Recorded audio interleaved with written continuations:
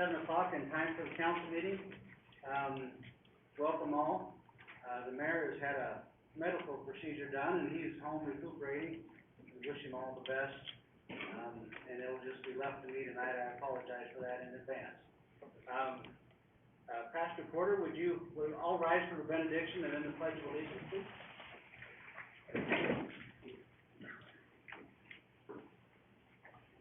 Our Heavenly Father, we thank you for this beautiful day in our city. And as Mr. Allgood mentioned, we do pray and think often of our mayor. We thank you for sustaining him and his body during this time of recuperation. We thank you for the good work of surgeons and medical professionals in our community. We thank you for their ability and their skill. For the meeting tonight, Father, we pray that it would be a swift agenda, that wise decisions would be made, and that everything that's done in the governance of your city would bring glory to you and order and common good in the community. We pray this in your name. Amen.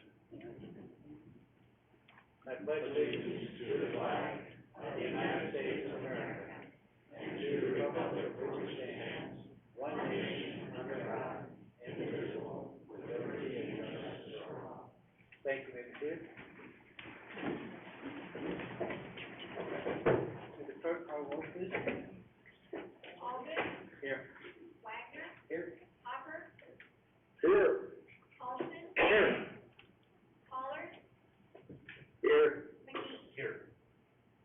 All right, we have all council persons on board tonight. Since I am running the meeting, I will not be voting on anything to prevent a 3-3 tie. Any council person have a conflict of interest with anything on the calendar?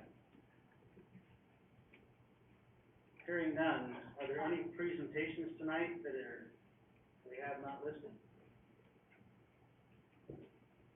Audience participation, is there anybody that wishes to address the council about something that is not on the agenda this evening? Yes, ma'am. Go ahead. Just the matter with the Caldwell Airport. Okay, come on up, please.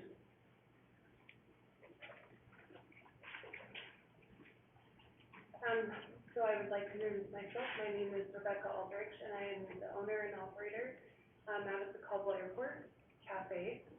I have done this for 10 years, and I have worked there for 16. It is brought to my attention that our old terminal building is going to be demolished, and I know it hasn't been brought into a proposal yet, and that's kind of why I'm here. So I just basically want to tell you how I feel about this. But I'm before you today to bring it to your attention that our building is at risk of being destroyed.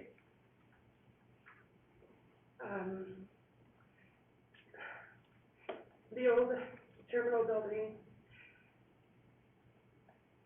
it's not just a building. To me, it has memories from decades to decades, to generations to generations. Sorry. Okay. When I first started working there for my grandmother, Carol, I was 18 years old, and Gary Hubler was a wonderful customer of mine that I knew personally, and I know that our new terminal is named after Mr. Hubler. And I know, in fact, that if Gary were alive today, Gary would be standing here beside the support for the terminal, the old terminal building, and he would do just what we are doing to protect it. I have thousands of wonderful supporting customers who aren't just customers through the cafe. We have created a community of love and support for one another.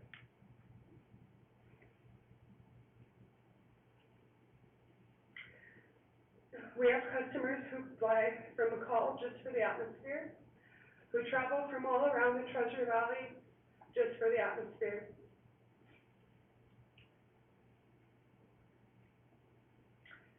With the wonderful love and support that we have been blessed with the opportunity to give Caldwell a free community Christmas dinner for the last 4 years and hopefully going on 5 with the help of a donation from an anonymous customer and with the help of the Caldwell Veterans Memorial Hall.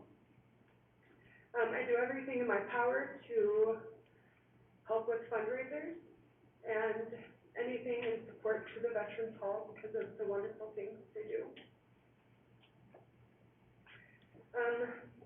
With the new development on the other side of the airport, where the new terminal is located, I, myself, am begging you to continue your growth on that side and please leave our terminal building alone.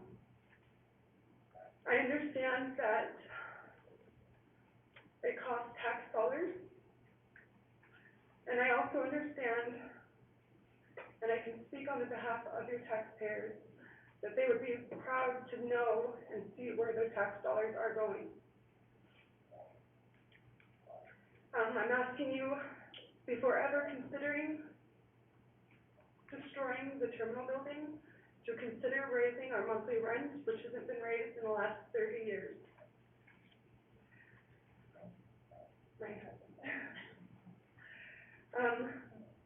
I can honestly say that the biggest complaint is tax dollars being spent to help maintain our building. I was provided a worksheet that broke down all the utilities paid by the city of Caldwell, and I also asked for a public record request. And in that public record request, I only received power bills. I didn't receive the utilities that were spoken of and the $16,000 that is being paid by taxpayers. I understand that the ground that our old terminal building is on can provide space for 2 other hangars, but to me, I feel that the old terminal building should almost be marked as a history landmark because of just what it has offered to the community and just how wonderful it honestly has been. I started a petition a week ago, and it's nothing in shaming the city or, you know, it's just basically coming to you and showing that I am a restaurant, I am a businesswoman of 10 years, and I have a huge, huge support group. In the beginning, when I spoke to Brent and Rob, I was offered, you know, a few opportunities of like a food truck, and I was offended when being offered that because I am a restaurant, and I have a huge, huge clientele. So I'm asking, when this proposal does hit your desk, please consider other options. Thank you for your comments, Mr. McGee. Rebecca? Yes. First of all, thank you for sharing that with us. I can tell with that, that this means a lot to you, It does. and that you have a lot of time and effort invested. Yeah, thank you for sharing that. It's not just a restaurant. It's a place where community members come who have, some people have nobody, and they come there just to have conversation and support and love. Thank you. Mr. Chair, I don't want to get too far down with this because it sounds like potentially this could be coming before the city council for a discussion, but what I would like to hear, and it's probably, I'm guessing from Rob based on the testimony, is kind of what the next steps of this discussion or this decision look like. I'm not on the airport committee. This is the first I've heard of this, and so obviously this is not the time to necessarily for us to debate pros and cons or make any decisions, but just from my own knowledge, just knowing what the kind of the next steps are and where we are in the process would be very helpful for me. But again, thank you for bringing that to us. Thank you for listening. Thanks, Mr. Chairman. Anybody else? Questions about that? I actually, I guess Rob could answer, because I just want to make sure, I know, so where the restaurant is located, the Airport Cafe, that is the old terminal, correct? That is the building that we're talking about, okay? And I appreciate Councilman McGee's comments, because that is the first I've heard of it. I am one of your customers. I live actually just up the street on Linden, and I take my boys there every now and then. We love to go there and watch the planes and eat, and we can see our house from there. So yes, I appreciate it very much too to bring that forward. Yeah, following up on Councilman McGee's questions also about you know, is this gonna come before us? Will we have a chance, the city council, to review that and just make a decision and other alternatives if there has to be or whatever it may be, so, I guess, Mr. McDonald? Let me just clarify, the testimony referred to Rob and Brent, and I think that was referring to Rob Boots. I am not involved in this at all. Escape out or get out of jail free card. Mr. Chairman, yeah, we usually talk about Rob and Brent together, and so I think that's probably why I jumped to that conclusion. So Rob, I apologize. Perhaps there's a member of the staff, I'm looking over at Carol, just to, again, I don't think we need to really discuss this, other than I think you're hearing from Council Wagner and myself about, hey, we're really not aware of this yet. Can staff kind of give us an idea just of what direction we're heading, and then maybe our city attorney can help us out as well. Thanks, Mr. Chairman. Council President Allgood and Councilman McGee, maybe I think the best two people to talk about this are Rob Oates and Brent, and so maybe, the thing to do is to schedule, place on the agenda for next time, a discussion item, that would give notice to the people here that they could come and listen and potentially participate in that also, if that was, it would be up to the individual running the meeting at that point, but, get sort of a report on what the plan is there and where that's headed, some of the best way. I just asked Madam Clerk to do that, she's got it covered, thank you, Mr. Chairman. I did call, Mr. Orton about this particular subject, and he did kind of update me a little bit, but he assured me this is not something that's gonna move very fast, so it's down the road quite a way, so. Okay. Mr. Roberts, did you want to speak on something other than this, or did you want to speak on this subject? On this subject, Okay, could you come back if we schedule this at a council meeting? I can. Wonderful, we will just schedule this for discussion at either a workshop or a council meeting. That would be great, thank you. Thank you. Is there anybody else that has something they'd like to discuss other than the airport thing, which we will calendar? All right, wonderful. Thank you for coming and speaking your piece, appreciate it.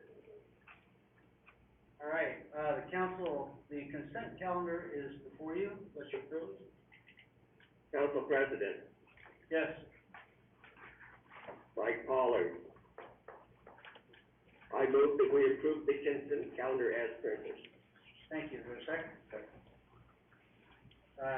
Moved by Mike Pollard, seconded by John McGee, all in favor? Oh, sorry, roll call. Pollard, Yes. McGee, Yes. Allgood, Yes. Wagner, Yes. Hopper, Yep. Holden. Yes. All right, consent calendar is approved. Okay, starting with old business, we are going to continue a hearing that was held on April 19th. This is a request by Kent Brown on behalf of Open Door Rentals for a 12-month time extension of a preliminary plat for the approval of 414 residential lots and 15 common lots in an R1 low-density residential zone on 117 acres, that was first approved in 2002. The 2040 comprehensive plan designation is low-density residential. The development is located at the southwest corner of Homedale Road and Florida Avenue, and at the southwest corner of Moss Lane and Indiana Avenue. Boy, I can't talk tonight. So this public hearing is now open. There will be, no new speakers sworn in. All of those who participated previously will speak, if they desire. Ms. Root, you're up first, please.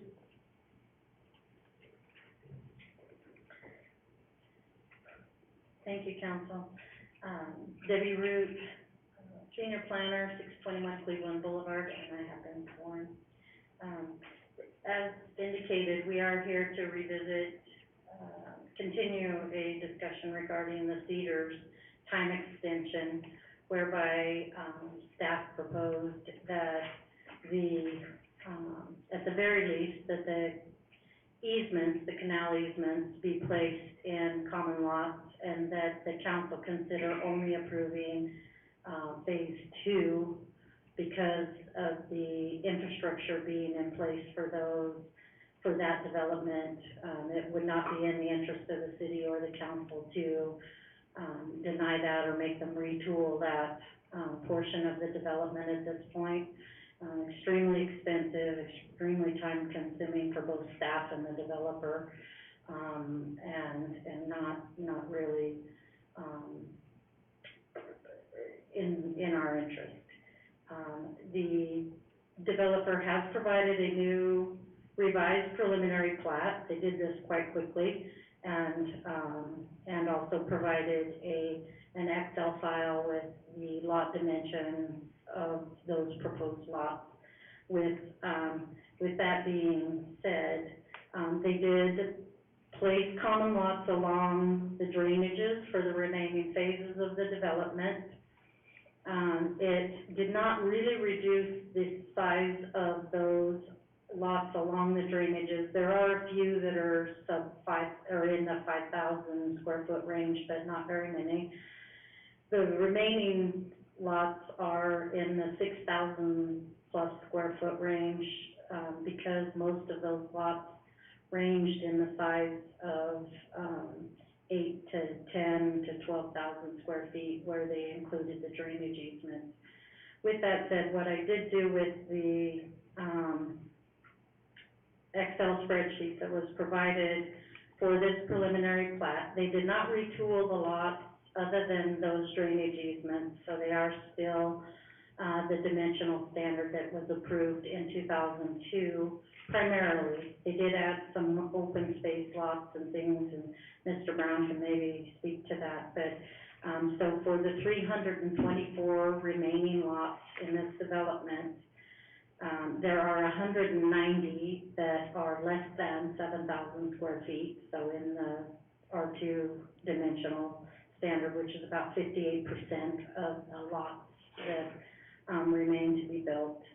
60 that are below 8,000 square feet. And in the, dimensional standards, any corner lots are required to be 7,500 square feet in the, R2 zoning, and so many of those are, corner lots and that type of development, as well as the, some of the cul-de-sac lots. And then about 23% of the 324 lots, so are 8,000 square feet or greater. Again, staff is still recommending that, phase 2 be allowed to be, completed, but that the remaining phases meet the, be retooled to the code that currently stands, and ensure that the engineering requirements are met for the preliminary plat. With that, I will stand for questions. Questions for Mr. Oak? Mr. President, Mr. Paulson? one of the things that, I'm really kind of disappointed in this presentation. One of the things that, we had asked for is that this be brought back with drawings that could be approved on the other, sections that are not done right now. The other question we had was, Mr. Attorney, can we make a decision like that, splitting it? We can. I've got him up next. Okay, we'll wait to hear that then. That's all. Thank you. Any other questions for Mr. Oak? Thank you. Mr. Waterman?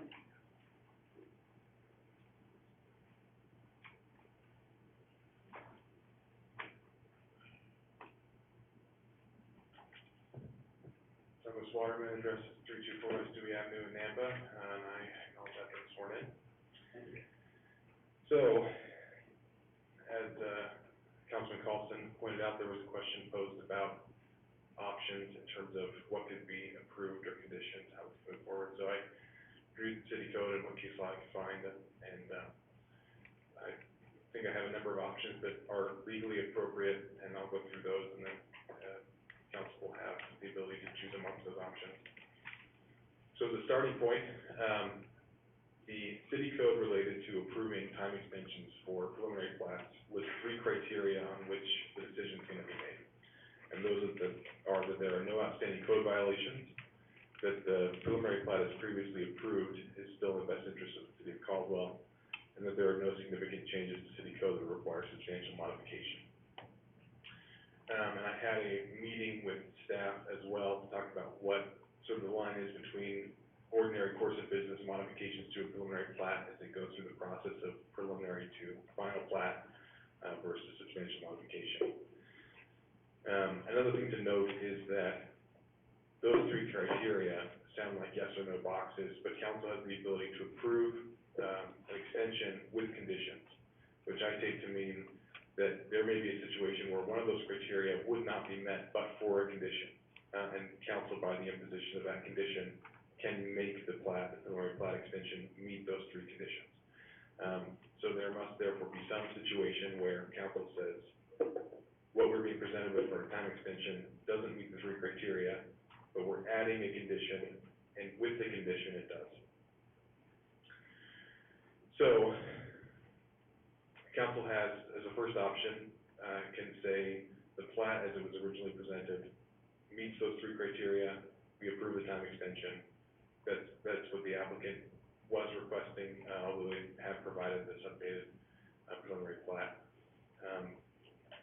And if council finds that the facts are such that that is true, then council is free to grant the time extension as requested at the prior hearing. Council also has the authority, based on the city code and based on my conversation with engineering about what counts as substantial modification to a preliminary plat, to approve the time extension for, the entire plat with the modifications as proposed. So what you're seeing there is taking property lines from an irrigation, center of an irrigation easement, and moving them up, closer to the houses. But the fences, as I understand the fences, the actual usable property, the actual usable lot size, all those things are remaining the same. What's being changed is that area now is gonna be maintained by the HOA, so it'll be kept clean, and property owners will have a better sense for what they're actually buying when they purchase their lot, because their lot size isn't gonna be, inflated by the inclusion of an irrigation easement that they can't use. If council wants to approve what has been presented with the condition that no development occur in any phase other than 1 or 2, it appears that that is not a sufficient modification from what's been presented to create a problem. I think that is fine for council, which is, I think was Councilman Wagner's motion, was to approve development in 1 and 2, all the way to be wrong with that, and not allow development subsequent plat as is being proposed tonight. So the infrastructure can be used. Council says we approve the time extension with the condition that no development be undertaken for any phase except phase 1 and 2. If council desired more modification than what has been done since the prior meeting, so since the prior meeting, again, you can see the lines have been pulled out away from the easement. There have been some additional lots converted to open space, but as I understand it, the parcels are all the same.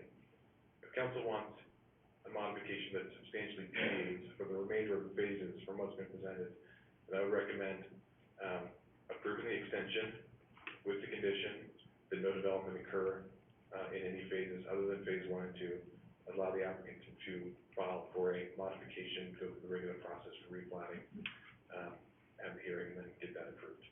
So council sort of has the full spectrum. I apologize I couldn't give you certainty last meeting, but I think the motions I heard last time are allowed under the code, all the way from approving it as it was originally proposed to denying it, so long as it's based on those three criteria.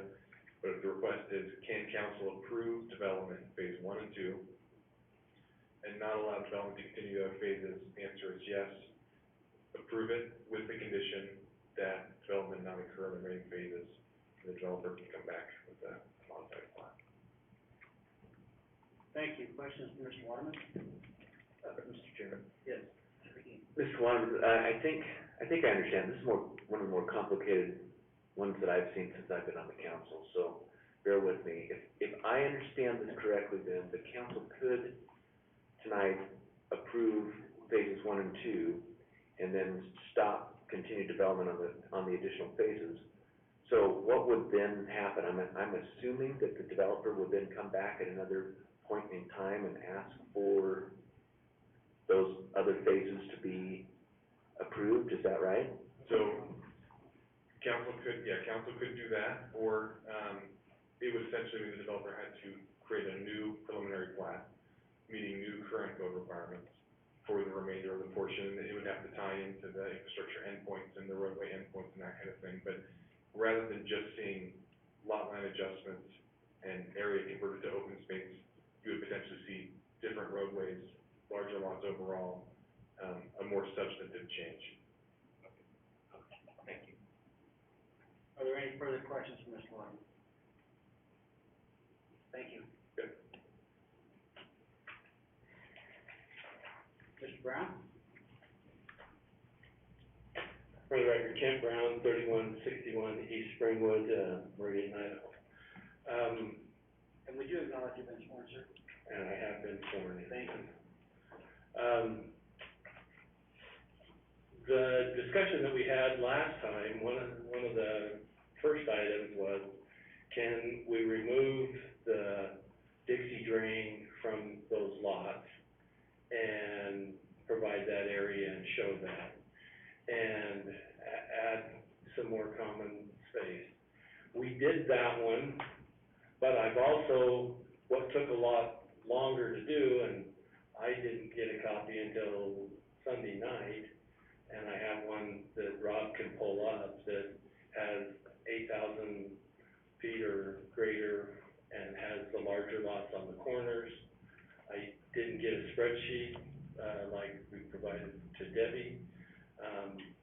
And the biggest reason is that this had minor changes, if you will, where you had more lots that needed to be affected and the dimensions and everything needed to take place and change as a part of what took place there.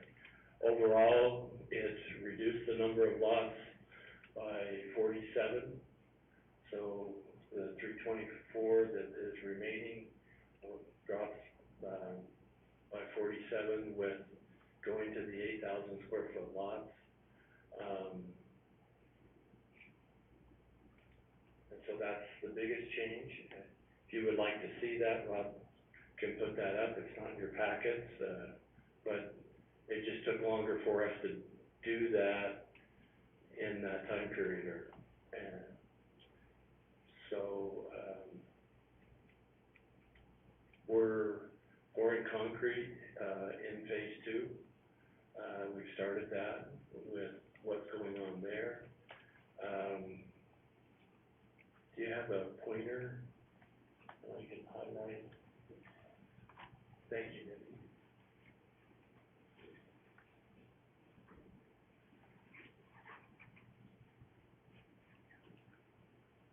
So phase 2 is everything that is on this east side of the Dixie drain there. That part we didn't change to the 8,000 square foot lots. They're not one of the ones that would be reduced because the water meters, the sewer services, all of that is stuck to those. The change that took place is removing the back of those lots and out of the Dixie drain and so forth. But the changes that we made,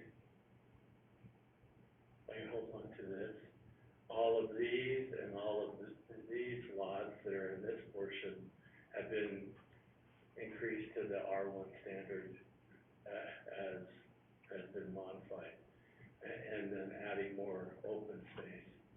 The developer, phase 4 is the southern portion, phase 3 is the northern portion up there on the Dixie drain. The engineering and so forth that we've already done with the current street alignments and meeting the engineering requirements. Phase 3 is just under $80,000 and phase 4 is around $50,000 of cost that they put in to try to make that happen. Over here, they were working on a regional pumping station that also feeds some of the developments that are over here. They've upgraded that pumping station in the off-season. So they've done work anticipating that this was moving forward, and So, let me stop you just a minute, Mr. Brown. So, I just wanna make sure I'm up to speed here, because I wanna make sure I understand. Right. There is a new plat map that staff has not seen yet, that nobody's seen yet, is that correct? correct, I got Sunday night. Okay, so there's something new out there that has yet to be, that with different lot sizes. and Lot dimensions, the street layout and so forth is the same in phases 3 and 4, and if I remember right, it's the same in phases, 5 and 6 that are in the lower portion. We didn't move the streets, we just increased the lot sizes and made them comply with the R1 standard. Okay, I think it's probably appropriate that staff look at that before we, go any further with that. Do you have more to discuss, Mr. Brown? That's basically it. Questions for Mr. Brown? Well, maybe, Real quick, so it kind of sounds like maybe leaning towards continuing this a couple weeks, is that kind of your thoughts? Maybe if that is kind of the thought of some of the council members before Mr. Brown touched down, does that create any issues to continue a couple weeks, to give more time for staff to look at that and then provide that? We would just have to take what we currently have and we can immediately tomorrow get that to Debbie, where before we had to do a little bit to make that happen. Our concern is that we had 2 weeks, we knew that was a tight time frame, and to help Debbie be able to do an analysis and give you the numbers that she was able to give you, we needed to get it into her hands immediately. And that was what I would say, was the biggest concern, is being able to do that. We anticipated that you would, that might not satisfy you completely, and so we drew the other one, but it's just time, it just took more time. So, I'm sorry, Mr. McGee. In order to avoid this in the future, is 2 weeks enough, or do we need to go further to make sure you're all? The point I was trying to make to Councilman Wagner's comment is, tomorrow I can give her that drawing with the spreadsheet that would allow her to do that analysis right away, so the 17th hearing would not be, an issue, unless there's something else that needs to be done as a part of that. Mr. President, it's my humble opinion that Ms. Root needs to see the drawings, of course, but we're trying to bring this up to code completely, and there's not just lot sizes that case, and so I guess my opinion is that maybe we should go ahead and approve phase 2, deny the others, and let them come back and present it to the state for total work up to the current code.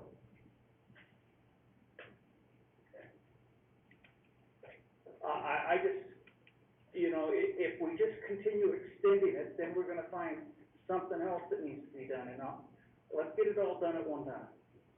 All right, let's finish with testimony this evening, and we'll discuss both what you have to say. If you're done, sir? I'm done unless you have more questions. I don't believe there is any more questions. Okay, thank you. Is Sean Brownlee here? Sean is. What about Tyler Hannis? Those are the only persons signed up to speak. Any further discussion at this point? Mr. Council President, Yes, sir. I want to make sure I get the title right there. I look like Mr. Chairman, or where do we go with that? And I would actually make a motion to continue this, and I understand, Councilman Carlson's concerns in regards to, is there other issues? I wasn't aware of others, maybe there are, but in light of you know, the work that's been done and put in to try to meet what they thought, what we wanted. They've taken that and made those changes. So in respect to that, I would make a motion that we do continue this for 2 weeks to May 17th. Leaving testimony open, give staff the opportunity to review those drawings that have been revamped. It gives us a chance to look at it, and see if it does meet, you know, our satisfaction. Rather than just say no, not even get a chance to look at it, rather just wait 2 weeks, and then go for the whole caboodle of that time and decide if it does meet now or if it doesn't. And it just gives us a chance to look at everything, I think, and so that would be my motion, to continue this for 2 weeks. All right, Council President, yes, Mr. Pollard. yes, I would second that motion. Okay, we have a motion by Councilman Wagner, a second by Councilman Pollard. Discussion, go ahead. Ms. Roots, can you bring these other, sections up to code in that 2 weeks? I mean, the presentation, can we get all of the things that the city is currently requiring on that evaluation for those other parcels? Thank you for the question. You know, as you might know, the staff is extremely busy, both in engineering and in planning and zoning. We could cursorily review these drawings. I don't know that we can, you know, go step by step through them or have the time to do that. Is 2 weeks enough? We continue to battle up against our time and deadlines, and 2 weeks is really only a week to provide that information back to you for the docket. So 4 weeks would be better then, or the first of next month. Well, to allow for review, it would be, because there were a number of things besides the dimensional standards, including pathways, open space, and, access management, criteria in the engineering review that were at concern with this. Would the motion consider that extra time? I'd like to keep it at 2 weeks. I get it, but you know, if we go forward, then you're just backlogging other stuff that's 4 weeks out. So, it's here, it's there. Staff is saying they don't have enough time, they've got a lot of things going on. But Do we want it done right, or do we just want it done? I think we're on it right, but, I mean, if we push it forward, and they still got stuff in 4 weeks, so I think that you're gonna have that backlog no matter what. It's here, it's in the front, why not just get right on it and review it and get it done? I guess is my thought, rather than, because if we move it back even more, then it's just gonna backlog whatever is 2 weeks and 1 day from today. So why not just get that in and get it reviewed and get going on it? Mr. President,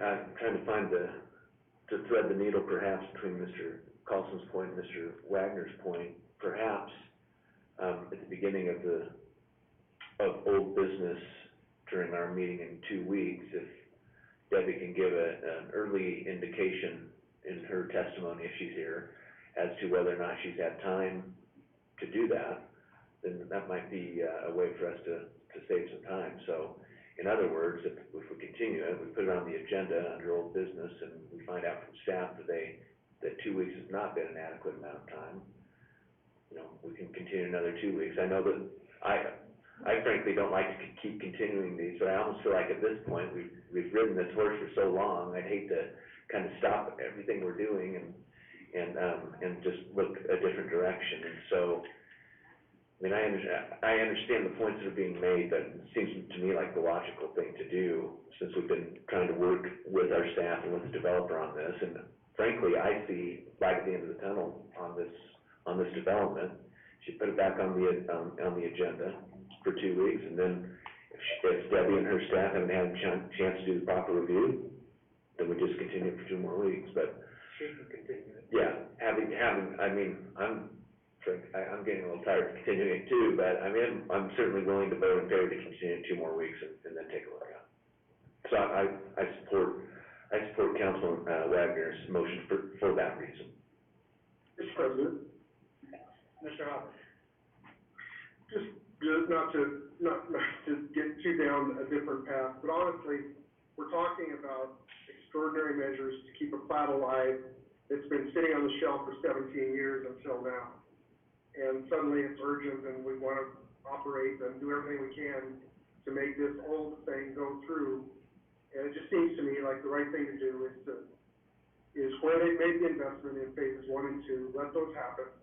Have them come back with a new plan that's against the new regulations and code requirements, and staff will have time to go through it and not be rushed.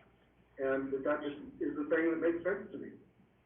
And we're bending over backwards to try to make something that we already know is out of date work. And I'm not quite understanding why we would work so hard toward that end.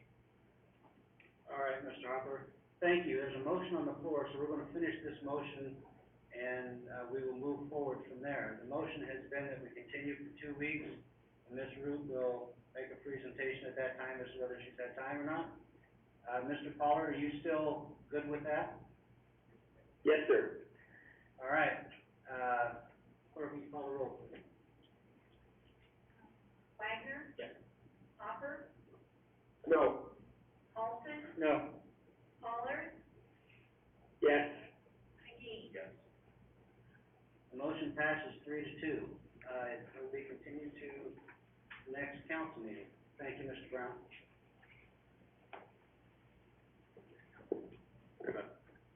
Go ahead, Mr. Brown. Oh, thank you, President Allgood. Just as a note for council on that item, again, as we had discussed, during that presentation I gave, there's a distinction between a minor modification and something that would constitute a new plat. So I don't know what work is being done, but would hate to have additional investment made if the ultimate decision is gonna be no. It sounds like concrete is being poured already in phase 2.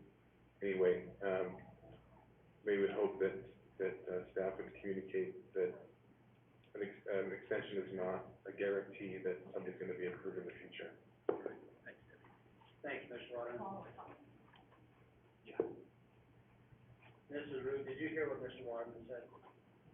No. Go ahead. President Allgood, I'll follow up with her. Okay, thank you. Thank you. All right, motion to close that hearing? So moved. Oh, don't want to close, that's right, it's continued. Thank you. I was going too far. Okay, next item on the agenda was continued from March 15, 2021, public hearing. This is TE 2010, a request for a time extension of a preliminary plat for Canyon Crossing subdivision, a residential development in an R2 medium density residential zone containing 31 residential lots and 5 common lots on 8.5 acres, more or less, on parcel R0266101 and phase 1, lots 1 through 13 of block 1 Canyon Crossing, phase 1, containing 11 multifamily residential lots recorded on March 18 of 2020. Phase 1 lots are currently under construction. The development is located on the southwest corner of Syringa Lane and Flora Avenue. The development is subject to Canyon Crossing Development Agreement Instrument Number 2016-049500. This is a quasi-judicial hearing, and so we will follow the procedure as follows. The public hearing procedures are required by Idaho Code as follows. The staff will present a report regarding the application. The applicant or applicant's representative will then present a summary of that request. Testimony of those in support will be taken, followed by a testimony of those in neutral position, and finally those in opposition to the request. The applicant will be afforded the opportunity to provide rebuttal testimony. After rebuttal testimony is given, the public testimony portion of the public hearing will be closed, and no new oral testimony will be allowed. The city council will accept oral and written testimony from those in attendance, but only if the person is signed in to speak, and the clerk will swear in those who are signed in. When providing testimony, please come to the podium, state your name, address, and acknowledge that you have been sworn. Has everybody that intends to speak had an opportunity to sign up on the sign-up sheets? Do you need to sign up, sir?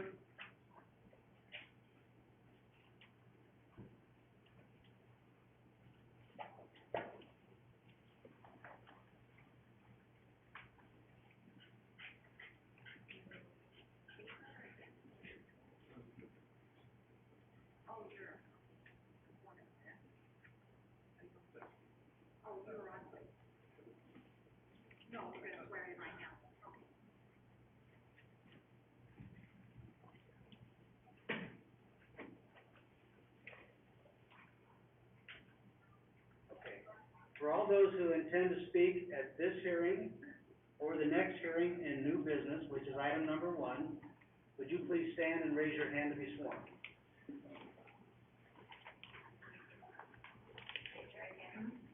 Do you swear affirm the testimony you provide this evening is the truth, the whole truth, and nothing but the truth?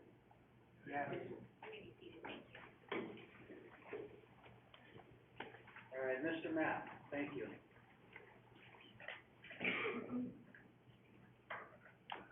Council President Algood, thank you, and thank you, City Council. What we have here this evening's request for an 18-month time extension for the preliminary plat of Canyon Crossing, number 1. As stated, this is a, development for, these are 5 duplex lots and 12 single-family dwelling unit lots.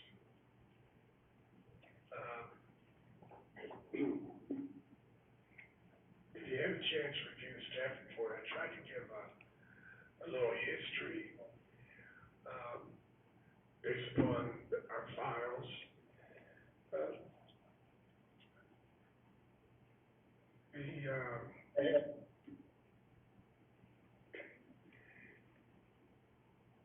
We're aware of the existing subdivision, or not subdivision, but development of the 4 plexes, which are below this particular site, in this area here. They go on to, towards I-84. The hearing examiner, heard this request, for his number 6 plexes, back in 2015. You see the date on number 2, October 5th, 2015. The hearing examiner determined that a lower density of residential dwelling units would be more appropriate based on the existing land use within the area.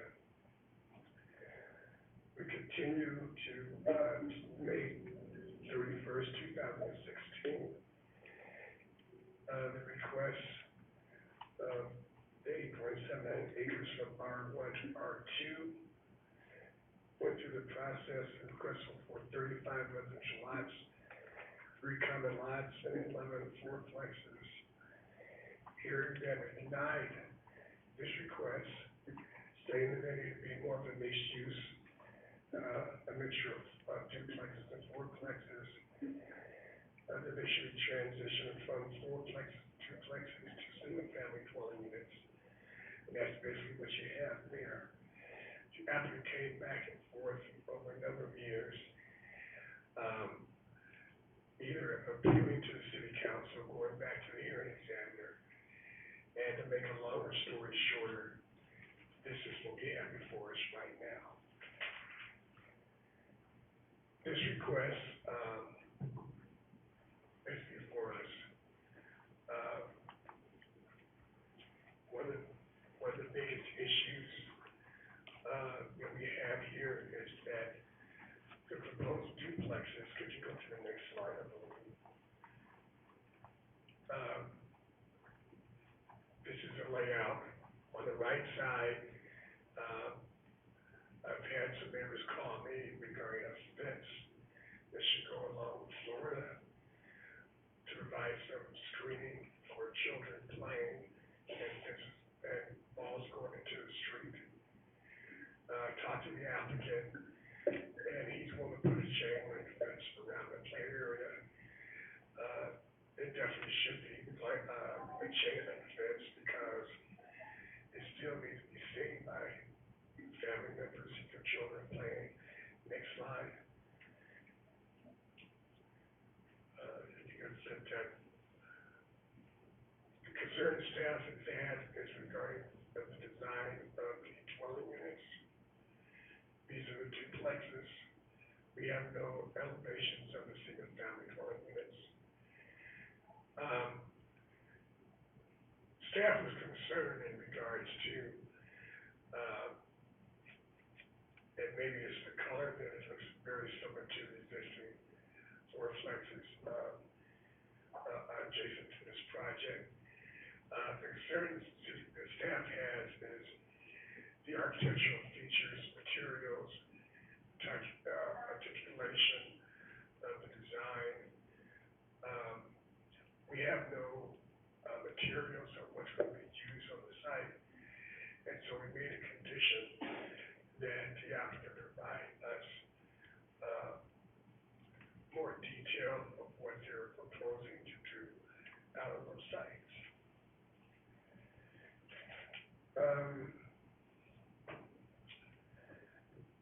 In the staff report 2.9, a couple of points. There's no outstanding code violations on this subject property. The question was, do we go to the other portion that's along I-84? I'll just bring that to the council's attention. The second item is that the preliminary plan is previously approved is still in the best interest of the city, safety, health, and general welfare. We just need to go back to the first one. That proposed site plan does meet our requirements. What we're going to be concerned about as staff is reviewing the final landscaping plan before they receive any type of permits. I mentioned that the original request is for an 18-month extension. I received a phone call from the applicant this morning. He would like to extend that time extension to 24 months or 2 years. The last item here, there have been no significant changes in the city code between the date of the preliminary plan approval and the application date of a time extension. And that's the fact, there's been no changes.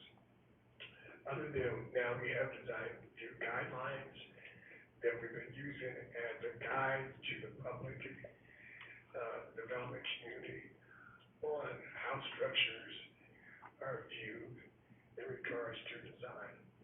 So that is a change, and the reason why I'm requesting that more information be provided regarding the design of the duplexes. My conditions 8.2 through 6.2 to 6.5 states these issues. 6.5, prior to a building permit, after design modification of exterior elevations of these structures, being the duplexes. That's my report to you. Are there any questions? Questions for Mr. Knapp? Mr. Council President. So first is just clarification on the drawing that we're looking on up there. I know you said there was 5 duplexes, 12 single family, but I count 15 on there. Should that be 15 and not 12 on the upper portion? I will throw number, that should be 15. Just want to make sure I did go to Palo High, so my math's not the best, so. And then I guess the other question actually may be for Mr. Waterman. I know you said the applicant asked to go from 18 to 24. However, since this was noticed for 18 months, if we're expanding that to even more, I can see it's maybe minimizing it, less than what was advertised, but actually going more than what was advertised. Would that not require a new public notice, or do you think, would that fall within that protocol? Council President Allgood, Councilman Wagner. In general, yes, I'd recommend never exceeding density or time length or anything like that than what is posted in the notice. So, I would recommend if the request was, if it was noticed up for a set number of months, grant that. If it's not enough time extensions are infinitely grantable, although not infinitely granted. So, another hearing can always be scheduled. Any other questions, Mr. Mapp? Mr. Mapp, I had a couple questions for you. You alluded to some code violations on the previous part. Yes. Can you enlighten us on that? Are we talking about the 15 units up here, is that? Yes. Yes, going out, and I mentioned this to the applicant, and he didn't think that this complied to this application, and it should not be considered, but I wanted to bring it to your attention. Landscaping along 94 is minimal, to a point non-existent. And so I'm not sure if that can be added, but I thought that I would be doing my duty if I could make you aware of that, error on the, original site. Thank you, and my next question is, this is a long time ago, quite a while back that we approved this originally, and I know that we were requiring open space and parks, some like tot lot kind of thing, and it doesn't appear to me that any of that has been constructed either. Do you have any knowledge of that, Mr. Mann? I've gone through all the files. I did not see anything that mentioned, open space. Okay. I mean, I see it right there on the, right there and right there. Oh, well, no, the new application, yes.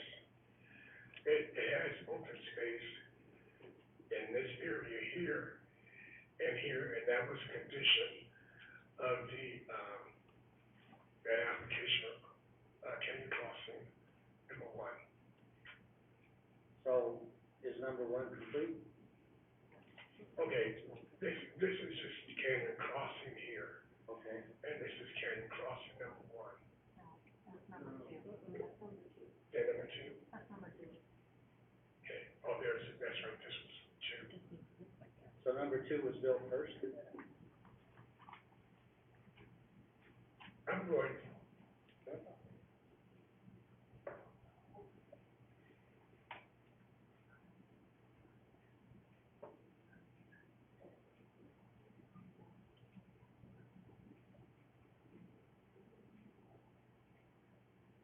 Oh, okay. I'm sorry, I just got my numbers mixed up. Okay, thank you. Canyon Crossing number 2 is this one here. Okay. And that's where the landscaping is required and provided.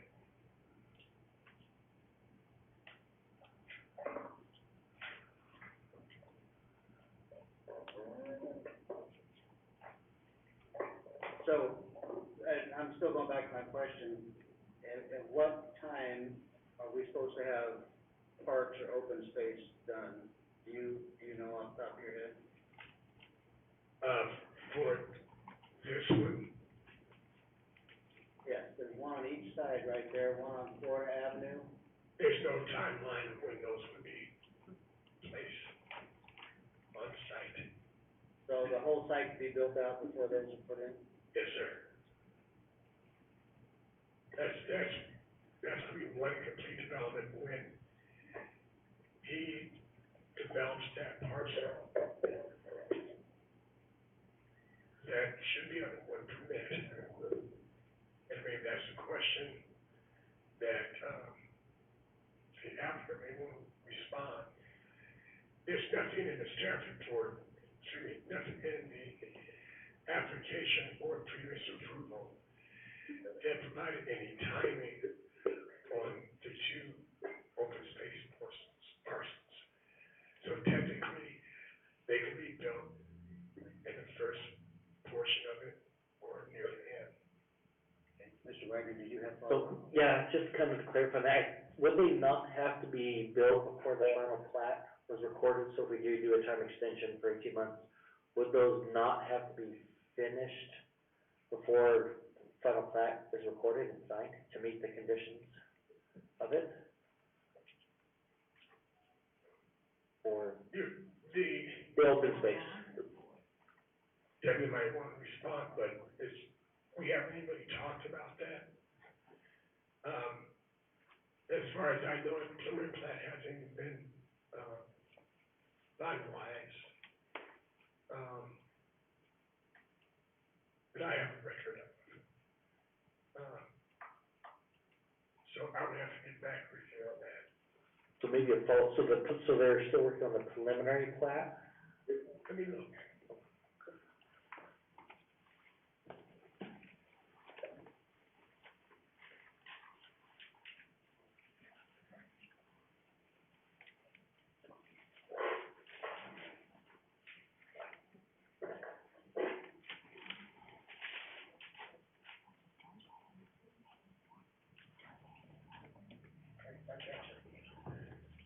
Okay, I was ready for that question, so. No problem. Yeah, that helped me. Yes, the plat has been approved, we have a development agreement. And so the question is, time extension of the preliminary plat with the existing development agreement. Okay, and in the development agreement, there's not a time frame for when the open spaces will be. I looked at that today, and I did not see one. Okay, that was my, thank you, appreciate that very much. Any further questions for Mr. Knapp? One question. Mr. Knapp, this is, maybe an out of line question, but in phase one, if they have a development agreement, can we not still require the landscaping, because that would have been part of the development agreement?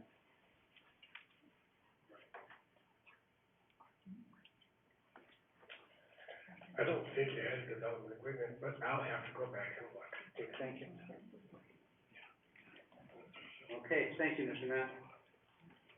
You're welcome. Ray, and I'm having difficulty listing this last name. Brilliant, thank you.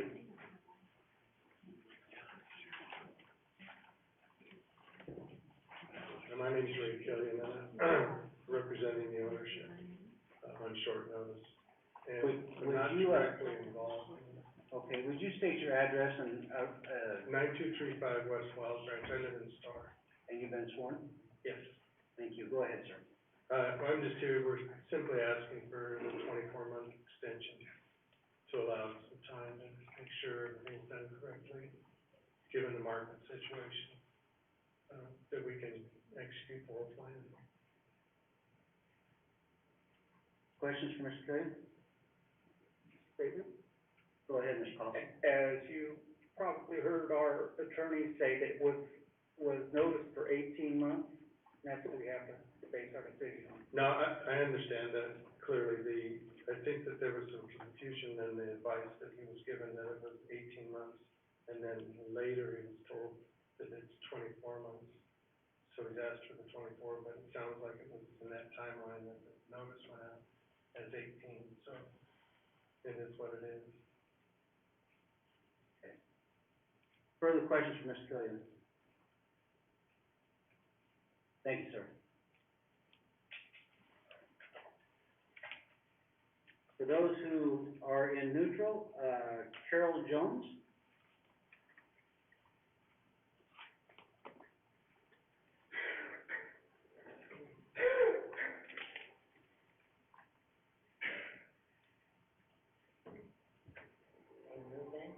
Yeah.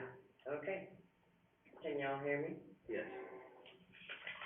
If I faint or anything, drop me out. I got my other COVID shot, and it's already killing me. Okay. My name is Carol Jones. I'm at 2811 Hillcrest Lane, and I have been duly sworn. Thank you. I plan to sign up in favor of this extension because I assumed, based on the applicant's former actions, numerous applications, and hearings of the past 6 years, that if denied an extension, they would again attempt to change the approved proposed use and Canyon Crossing Phase 2 development agreement. Perhaps he was counting on us, believing that, so we would not oppose his extension request, or did he hope his application for extension would be denied so he could change things once again? I found out today that his initial extension application was for 18 months, but again, the applicant changed his mind. As of this morning, he is now requesting a 24-month extension, 2 years. 2 years postponing a project that should by now be well underway. The length of time is not even reasonable, but I believe he knows that. Why the last minute change? Change is what he does best. If my memory serves me right, initially the proposed use was for his timber and lumber company, then for heavy equipment, then a zoning and comprehensive plan change, but he would not specify a proposed use, then for a semi-truck sales and service.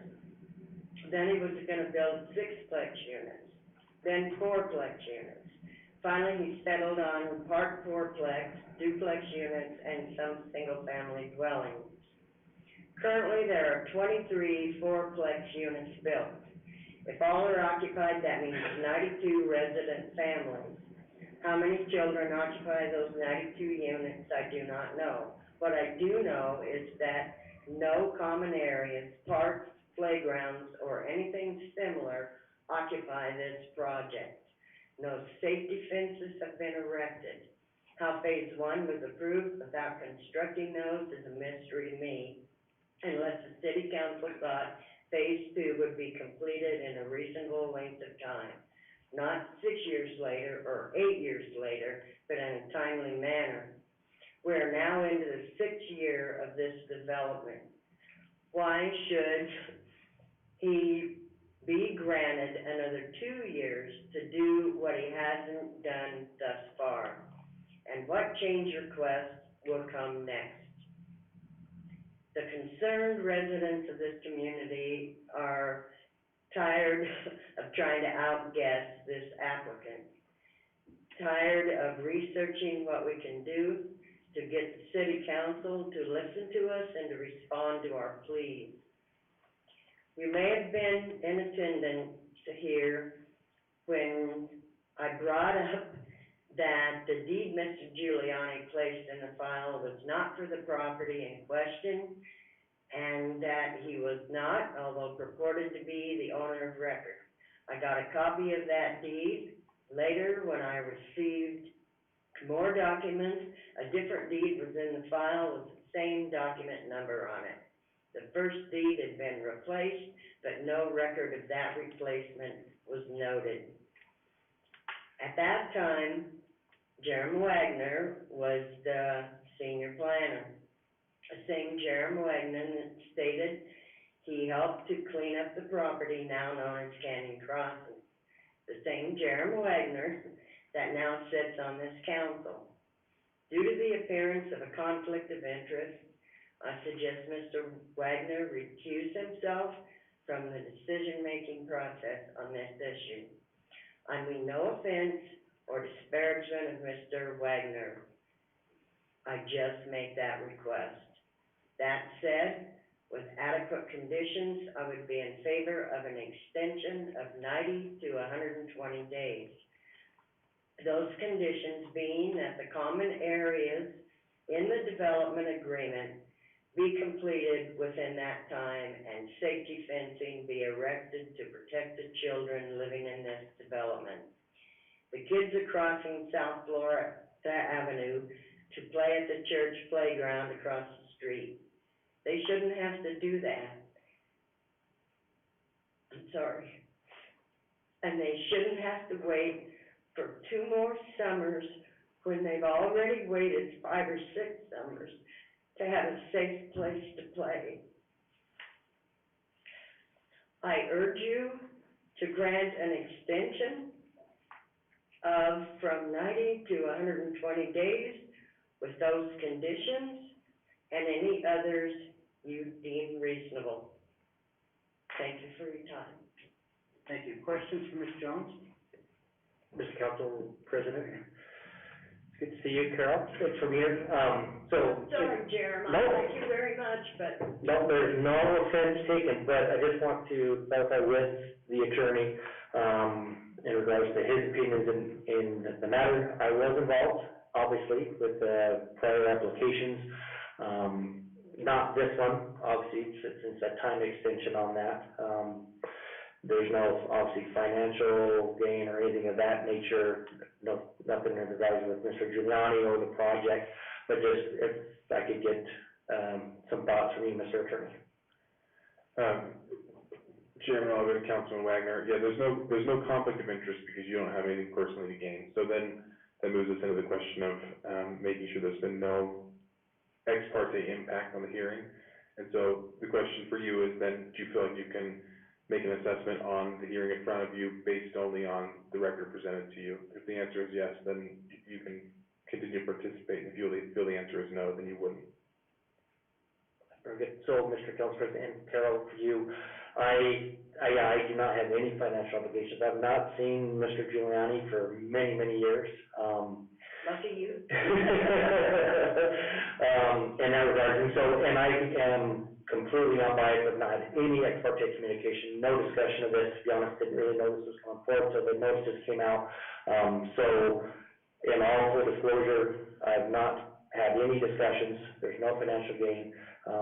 And yes, I was involved prior, but that has no rendering in any of my thoughts or decisions tonight, so. Well, and, you know, maybe you weren't aware, but as a former real estate broker, a deed is kind of the cream of the crop, and you don't just swap it out and give it the same item number, and that bothered me very much. And the fact that this has been going on, we've gone to hearing after hearing and meeting after meeting until, maybe because we're so old, he's hoping we'll die before that 2 years is up, I don't know, but, you know, come on, how much does one community have to put up with over and over and over again?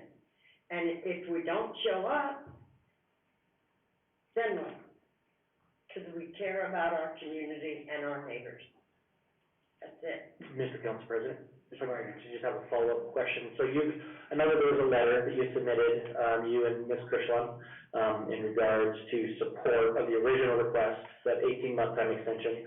I know you had mentioned basically like 120 days, which would be like 4 months, on that request. So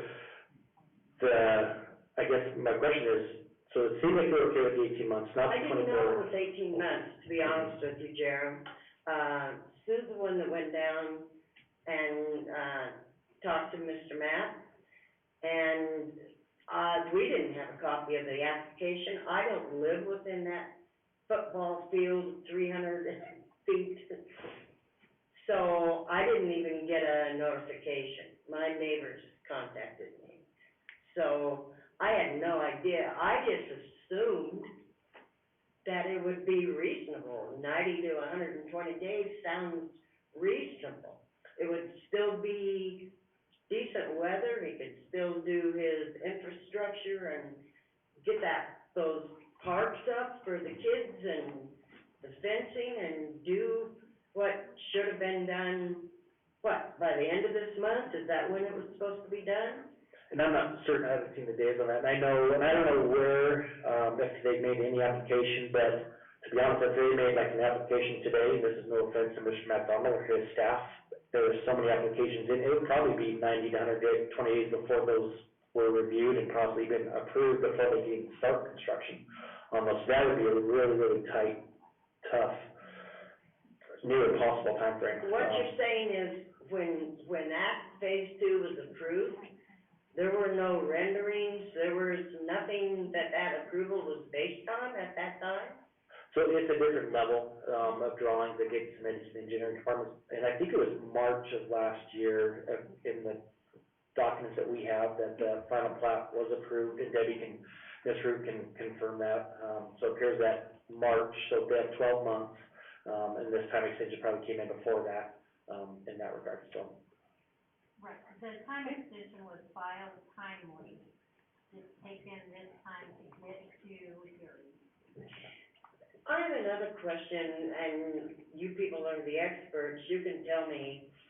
When, there was an appeal filed on a decision made, and the code says, Idaho State Code, which I know you have to go by also, says 15 days maximum to file an appeal.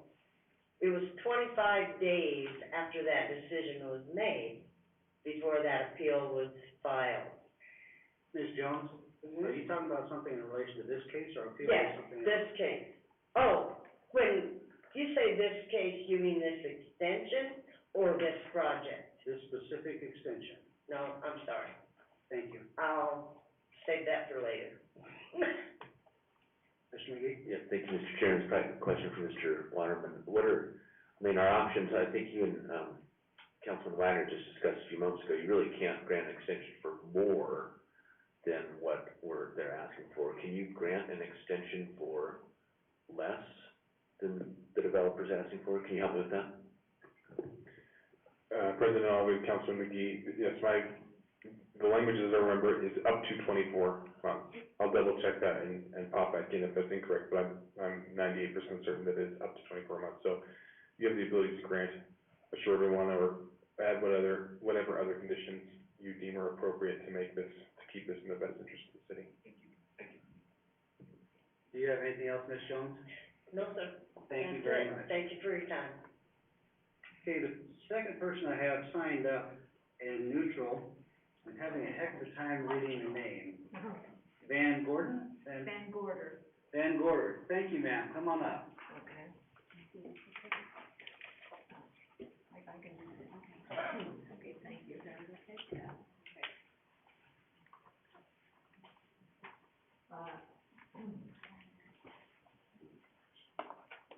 My name is Elizabeth Van Gorder. I live at 504 Reese in Caldwell. And most of what Carol has said, I have on my list, the number of apartments and the traffic problems we've had with the apartment units there. And my house on Reese is about 8 houses away from being in a house that would get a notice about any of these zoning changes. And the only thing I would like to add to what Carol said is, I have a problem with not being notified by zoning changes. I know you can't change the 300-yard or 300-foot, designation, but on this lot zoning change, there's never a notice on that property about them. The only way that I can find them is I keep reading these notices and hope that I'm going to find out something about a thing in the zoning law that would affect my house. And I've mentioned it before, the signs you post are usually on a little slat, and it looks like a piece of 8 by 11 paper. I noticed that Nampa seems to get a pretty good sized notification out. I would like to mention it again. Thank you very much. Thank you, ma'am. Okay, those opposed, Phyllis Jewett. Thank you, I could do it, yeah. Thank you. Hi, City Council. Hey. Mayor, okay, I'm Phyllis Jewett, I live at 403 Hill Lane. Okay. Ma'am, Where I would you am acknowledge, on that map. would you acknowledge you've been sworn, please? I didn't hear you. Were you sworn in? Yes, before. Yes, I was sworn in, yes, I'm sorry. I don't hear very well, I'm sorry. Okay, I live on Hill Lane, and it is on the back side of this property. I don't mind if it's houses in there, But those fourplexes, I was against them from the go. I said, you know, that all it's gonna be is a mess, and it is. And we had a neighborhood meeting before December 4th, but I don't know what year that was, okay? I was late getting there because I was still working. The meeting was at 5, and I didn't get off work until 5. And that's the old Alabama property, which is where this is all being built on, okay? My son was there for the whole meeting. When I arrived, Mr. Giuliani was in his pickup and ready to leave. I asked Mr. Giuliani to please not build those ugly fourplexes behind me. I said, I don't mind houses, but please don't put those things behind me. He said, okay. I said, do you promise me? And he said, yes. He was sitting in his pickup. And I said, would you shake hands on that? And he said, yes. And we shook hands. To me, a promise is my most valuable possession. And I will keep with it. And when I looked up there and saw these foundations going in for these apartments, I drove up there. And I said, this is not what they're supposed to be doing. He said, well, I'm only the foreman, so I don't know, you know. Well, I tried to call Mr. Giuliani, and we had a number from Montana. It was blocked, so I could not call him. There was another number on this paper of a gentleman in Napa, had something to do with the, I don't know what. Anyway, his phone was disconnected. I said, oh my gosh, you're a fly-by-nighter, which I think Mr. Giuliani is. I'm sorry, but when you don't keep your word and you don't do what you say you're going to do, I don't believe anything he says. That doesn't mean a thing. That doesn't mean what he's going to put up there. He'll put up everything you want. That's just the way he does business. I also have pictures, and I asked him, I said, now, please, don't leave this a mess. You know, weeds and all of the debris coming from the building. I have found plastic bags that covered the insulation in my pasture. And my friend here has cattle, and I had to go and pull that out of their mouths so that they didn't choke to death. And they had ate part of it. And I go, okay, I hope they're not getting hurt. But I have pictures that shows you the mess. So can I give them to you, or Yes. somebody gonna come and get them? Yes, you can bring them up.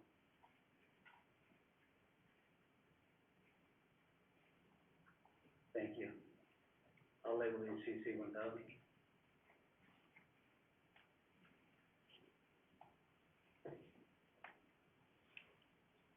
Okay, also, where my fence is,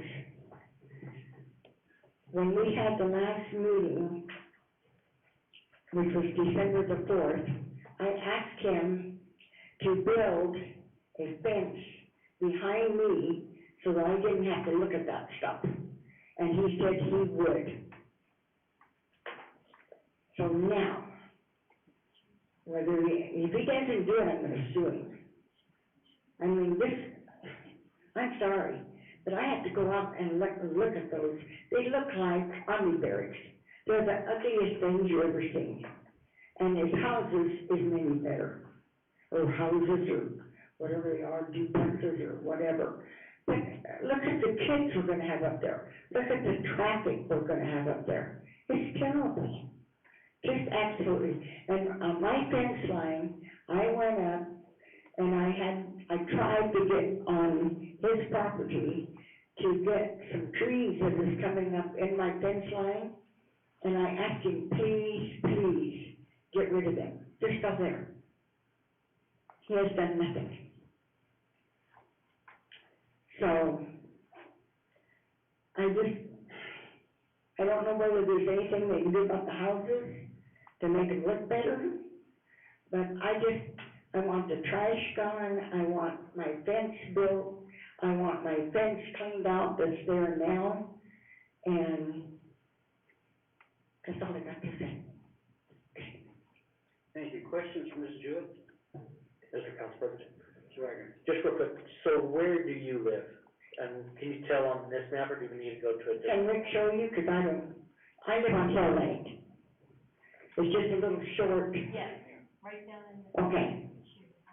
I live on Hill Lane, and I have 250 feet of property. I have 2 acres where I live, okay? And if I'm right, it's 250 wide and 375 deep, or it's the opposite, whatever, I don't know how that goes. Any more questions? Thank you, Ms. Jewett. May we hang on to these pictures? Yes. Okay, thank you. Okay. Okay, anything else? No, ma'am. Thank you very much for your time. Susan Cushman.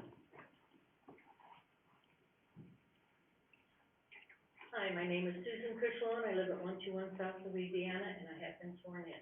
Thank you. The pictures in question were taken this morning. That picture was taken where the storage units are supposed to be.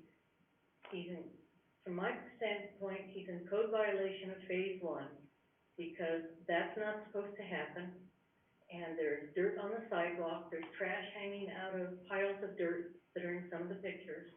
And according to his development agreement, he's in violation of that. Okay, that aside. I was originally going to agree with the extension until I found out he was making yet another change. From 18 months to 24, but we know that's not gonna happen. I would be in favor of a 4 to 5 month extension. Moving forward, while I recognize the first phase is almost complete, you have to know these apartments are not aesthetically pleasing to the eye, nor do the looks fit in with the surrounding neighborhood. There are tweaks that can be made to the existing buildings to make them more palatable. I thought a berm was to be added, this is phase 1, added in lieu of a fence. According to your city code, a berm has to have a 2-to-1 or 3-to-1 ratio. The berm installed does not meet that requirement. It should rise and fall on both sides to create a hump. Moving to the next phase, the one in question for here tonight. It is very important to install a fence along Florida and Syringa where the play areas are to be built, because there is a play area in the middle section of the housing development. The reason, for the safety of the children who will be playing there. It's too easy without a fence for a child to run out into the street after a ball or something and be hit by a car. There's no reason why the developer shouldn't be expected and be required to comply with this safety issue. I also question the outside appearance design of the apartments and houses yet to be built. I've only seen the apartment or the duplexes, and I don't know why I was the only one that got a rendering of them. I got them in my packet from him. From what I've seen of the renderings, they look the same as the apartments already built. There are no other apartments in Caldwell that look as cheap as these look. I can't think of any subdivision built in Caldwell within the last 5 years that does not have a privacy fence around the exterior of the development. It is my hope that this project be finished completely and correctly with no further changes except for the conditions for enhancing the exterior appearance of the existing and future units and provide a safety fence around all the play areas. And there are 3 play areas, 2 bottom corners and 1 on top. Thank you. Any questions? Questions for Ms. Cushman?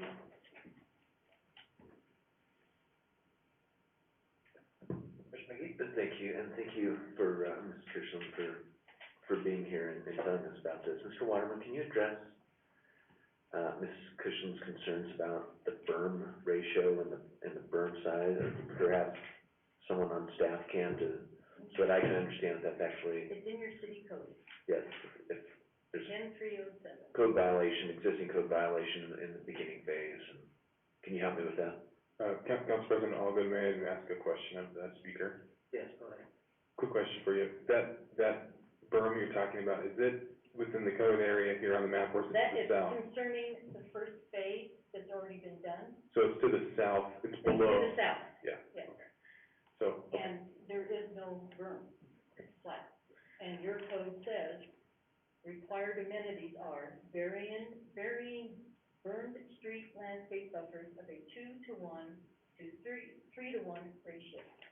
That's in your code, city code. so, Council President Allgood, Councilman McGee, it sounds like this is off-site. This would have been something that should have been addressed at the time of final plating, I would think.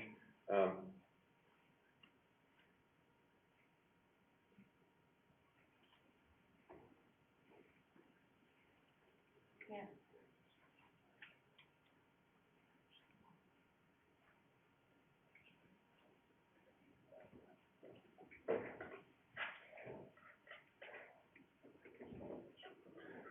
Sorry about that. So, Council President Allgood, Councilman McGee. So, I apologize, these are phases in a single plat. The first phase has been final platted.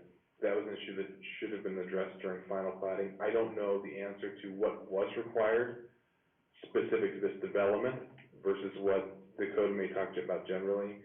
I know there are times when there are option A, option B, option C, landscaping requirements. I'm not gonna speak to, whether or not it's a specific code violation without looking into it more. I could look into it more, I'm happy to do that, but if it's part of, if final plat has been granted for that first phase, it would seem that, in theory, those boxes should have been checked, so I don't know exactly why that is the way it is, or if it's looking for cracks, or if it wasn't a requirement, or if it was a modification, but, it sounds like it's not something that would be encompassed in this phase, not that they could necessarily be addressed in this phase. So I guess what I'm asking is, can it be addressed for sure in the second phase? Because according to your code, in the phase that we're talking about. Yes, yes, I understand what you're saying. Okay. All right. Thank you. Is there any further questions? Thank you very much. TV Kohler.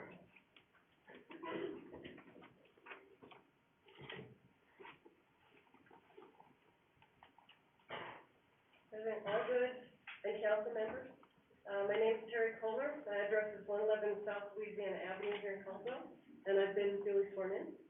I'm not good at improvising, some of this is redundant, what my neighbors have said, so I apologize for that, but I'm not good at improvising, so. My house is 1 block north of the Canyon Crossing subdivision. Unfortunately, my home is not within the 300-foot required zone to have been informed of the extension request, TE-20-10. Thankfully, my neighbors were kind enough to inform us. Thank you for allowing me to present my concerns this evening. Yours is a task where people like me typically only come before the council when we have grave concerns. So I would like you all to know, please to know, that when you don't see someone like me here at the council meetings, it's likely an indication that we believe you're doing a good job, and we sincerely do appreciate your efforts.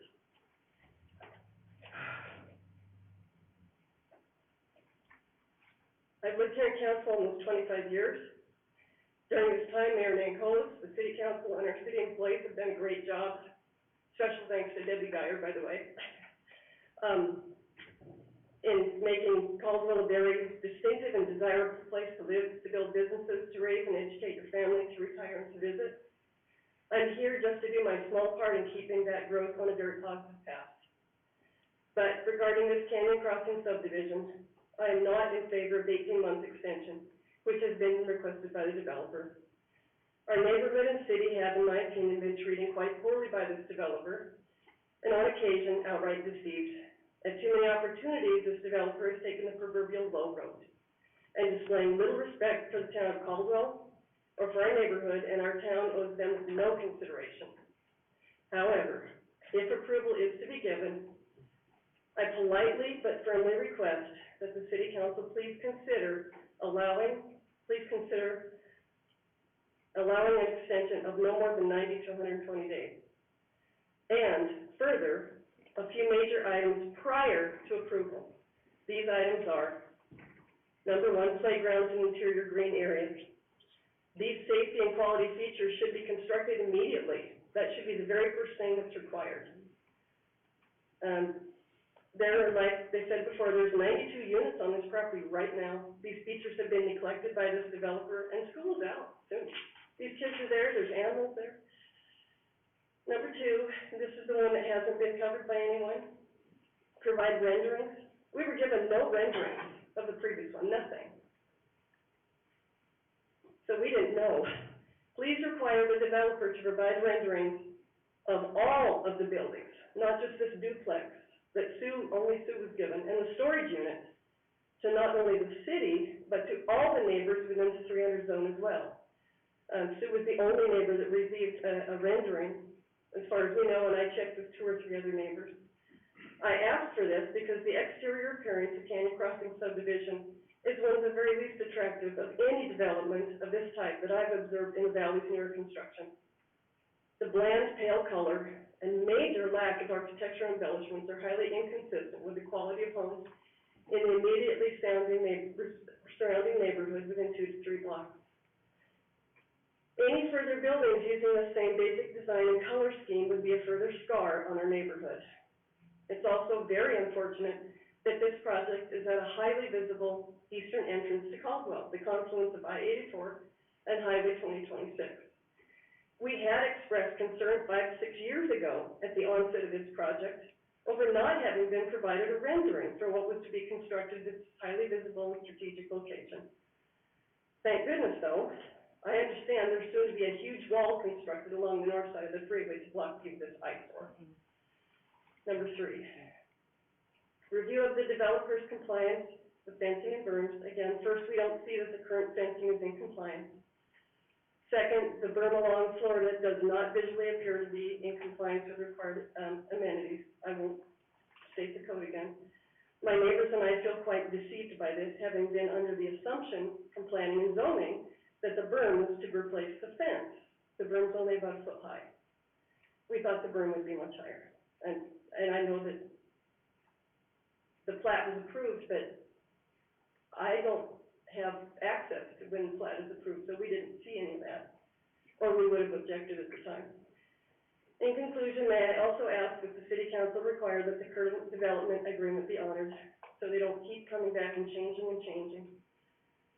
We have neighbors that aren't here tonight because they feel that nobody cares that they come. They're tired, they're not coming again. My neighbors and I are getting tired of the numerous requests of the developer since 2015. And he doesn't even live here. Please consider that we, your constituents, should be the higher priority here than this out-of-state developer. Thank you for your time. It's most appreciated. Questions from Ms. Kohler? I'm sorry. Thank you very much, appreciate it. Thank you. Pete Kohler.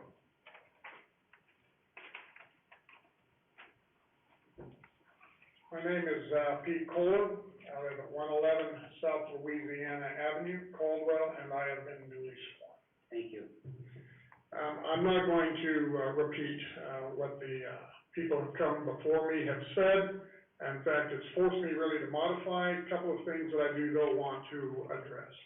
The first thing deals with safety in children. I brought this up 6 years ago. The school, the children that will attend in that area, is already overcrowded. I won't even get into scores. I have a background in education in one of my many careers. And so I think that's important to take into consideration. Why do I bring that up? I don't trust this developer. Because frankly, what I expect him to do is hope you guys will grant it, then turn around, sit on it for a couple months, and then reapproach you and say, you know, I really don't want to build private homes. What I'd really like to do is build more apartments there. I don't trust the guy. I mean, the guy's it's a sham. Second thing, and I will have to now very respectfully disagree with your city attorney, reference Councilman Wagner. I have a great deal of experience dealing with conflict of interest in jobs that I've held since my retirement from the service. It isn't just fiduciary. It isn't just money that comes into play. It isn't just, is there a personal gain? There are other things to play here. And, I don't know Mr. Wagner at all, frankly, but I do have a concern that he was involved very early in the development. He didn't have anything to do with what Giuliani did. It's just, for me, I think it's better that somebody who played an early role in this just recuse himself. I'm not about to say he's done anything wrong. I just think it's better that he would recuse himself. And so I would respectfully disagree with the council there on that. And I promised everybody I wouldn't get angry. I have a tendency to do that. But something that the attorney just said really kind of caught me off guard. And that was, if I understood what you said. Well, the plat's done. We finished phase one. Yeah, he violated the law. He didn't do what he promised the city council. But hey, it's out of our hands. It's done. Now, if I misunderstood you, I apologize. But that's what I heard. And this kind of then goes into the heart of our community. For 5 years now, we feel that we haven't actually been listened to. That it's been, it's development, we've got to have housing for the people coming to Caldwell, and I will give the council and the mayor tremendous credit for what they have done for Caldwell. I think you guys have done a wonderful job for this city. But there's a piece of us in this community that have felt with this Giuliani business, and I'm saying Giuliani without any mystery, because I have no respect for this individual. It doesn't matter. We need housing, let's get it done. And if you guys don't like it, that's that. But I do want to end on a positive note again. I thank you for what you've done for Caldwell. I thank you for taking the time to listen to us. And so with that, I will shut up. And if you've got questions, happy to answer. If not, I'll sit down. Questions from Mr. Cole? Sure, Mr. Cole. According to your definition for Mr.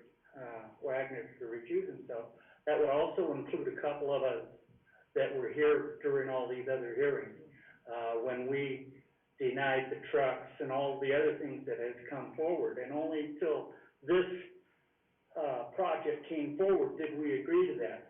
Now, I appreciate your comment that we have done a good job, but our good job has been done because of staff like our legal staff, our planning and zoning staff. These are the people that have helped us keep things going correctly.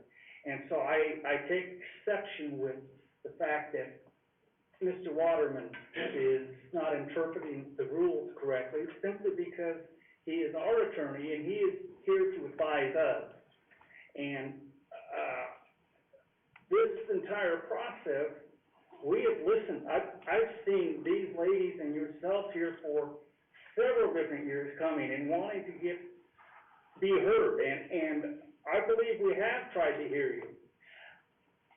When Mr. Waterman says he doesn't know about the brim, well, the real fact of the matter is that's not what we're here to talk about tonight. We're here to talk about this part of it.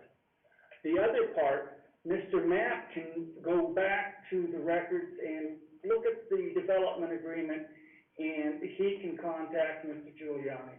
And maybe I agree about the gentleman. I don't know that I've really ever met him, but maybe it just goes with the name. I don't know. It could be, and Councilman, I appreciate that. I do understand, and again, I don't want to try to disparage either individual that I have reference to. I am just giving my opinion. I've also sat in some very high positions for this state. I understand how the laws work, and so I'm just trying to offer my perspective. And so I'm not trying to say anything negative, but I do want to point out, I was asked to speak last, mostly because these ladies don't like to talk in front of the group. I'm used to shooting my mouth. So, again, I thank you all, unless there are any other questions. Any further questions? Thank you, sir. Thank you. Rick Norbert? I didn't know I was speaking today, but Well, your name's on here. I will, I thought there was a check in. So I checked in. All right. I live on the other side of Seringa Lane. My name's Rick Nordberg, I live on 2622 Hillcrest Lane, and I have been duly sworn. Thank you. I agree with everything that's been said on this side over here. As far as the look of the buildings, I was in the Army, they look like Army barracks. There is no outside play areas for the kids. There's a very, very small little dog run at the end that, most people walk over and let their animals go to the bathroom at the end of my pasture. I've been picking up a lot of trash, bags, covers, on a weekly basis, on my pasture. I also don't trust that he's just gonna put little teeny houses in there or duplexes. I understand what everybody else has been saying, and I kind of feel the same way. That's all I have to say. Thank you. Questions for Mr. Norbert? Thank you, sir. Appreciate it. Thank you. Mr. Trillian, your opportunity to rebut anything that was said? Thank you. I accept the motion to close the public testimony portion of this hearing. Second? Second. Moved by Mr. McGee, second by Mr. Wagner, to close the public testimony portion of this hearing. Mr. Waterman, I have as evidence list, staff report, sign-up sheets, preliminary plat map, which we're looking at here, and the pictures offered by Mrs. Jewett. Are we good? Sounds good. All right. Yes, need a motion to accept the evidence list? Hold on. Mr. Chairman, we had the motion. Oh, all in favor of closing public testimony? Aye. Aye. Thank you, appreciate that. Now the evidence list. Motion to approve the evidence list? So moved. Moved by Mr. McGee, second? Second. Second by Mr. Carlson, all in favor? Aye. All right, thank you. Findings of fact. Mr. Chairman, Mr. Carlson. call the city council. Accepts the general facts outlined in the staff report, public testimony, and the evidence list approved through the previous motion. Moved by Mr. Carlson, second? Second by Mr. McGee, all in favor? Aye. Aye. Thank you. Conclusions of law. Chairman, Mr. Carlson. Call the city council has the authority to hear this request and order that it be approved or denied. The public notice requirements were met and the hearing was held and conducted under the requirements of the Idaho Code and city ordinances. Moved by Mr. Carlson, second? Second by Mr. McGee, all in favor? Aye. Aye. Order of decision.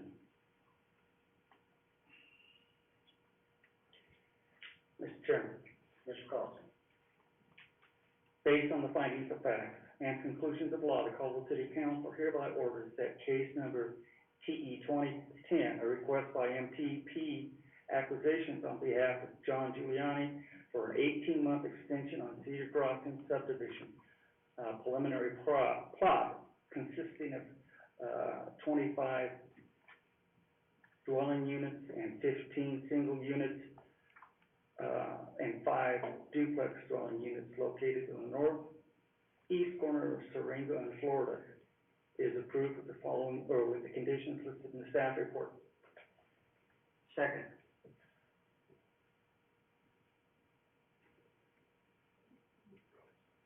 There was no second. They have to have a second before we go into discussion. Mr. Carlson, Second by Mr. McGee. Mr. Mayor. I'm sorry, correction. That should, instead of Cedar Crossing, I'm not sure how I did that, Should be Canyon Crossing. but it should be Canyon Crossing number 2. The third sentence. Canyon Crossing, please. I apologize. Cedar Crossing here. Yeah, I apologize. Okay, you still good, Mr. McGee, second? Yeah, my second still stands. Okay, further discussion before we call the roll? Mr. Council President? Yes. And feel free to blow me up since I blew you off earlier on your suggestion. But I know that there was a concern from Mr. Mapp earlier about timing of those play areas. So I don't know if we could put a condition in there so that it's very clear that all of the, open space, common lots, whatever it may be, must be constructed prior to any signatures on the final plat. Just so that it is clear and there is a time frame. We know when those play areas, I know there was a concern a lot with the residents, when and if are these gonna be built. So I don't know if we could add a condition in there on that, or is that already in there, Mr. Mapp? No. Okay. Okay with me. Did you want to, like, phase one? Is that what you mean? Yeah, I mean, the sooner the better, but just to make sure we know exactly when those have to be built, can't delay it and delay it and delay it. So I don't know what would be the best way to word that or timing wise, but. Yeah, and I was, Mr. Wagner, Mr. Chairman, Mr. Wagner, I agree with the sentiment, and Mr. Chairman, if this is out of order, let me know, but in addition to that, I understand when we're talking about two different phases of the project. We've got phase one, we have phase two, we're really not approving phase one. I totally understand that, but I think in good faith, that the requirements, as Mr. Wagner were talking about, that these requirements need to be met if they were in phase, even if they were in phase one. And so I would be, and this may be, I don't know if we can do this, but I'd certainly be interested in receiving a report from Mr. Mapp that the requirements from phase one were actually met. And maybe that's what Mr. Wagner's, maybe that's what he's asking as well. But as I listen to the public testimony, and we have lots of people who come into the city council and who are upset. And often, you know, rightfully so, often it's because it's a not in my backyard type of mentality. But this seems, in this case, it seems genuine in that we have a first phase. The first phase is evidenced by some of the photos and evidenced by some of the testimony. The first phase, in many ways, has not gone as advertised or as understood. And I think for me to help continue to make decisions based on whether or not we go forward, this councilman needs to understand whether or not the developer has taken care of the promises that he's made in phase one. And so Mr. Waterman, maybe you can help me with this, and I don't even know if we can do this, but I'd sure like to hear some sort of declaration from Mr. Mapp as to developer he has met his obligations in phase one, and give some sort of, that allows us to give some sort of,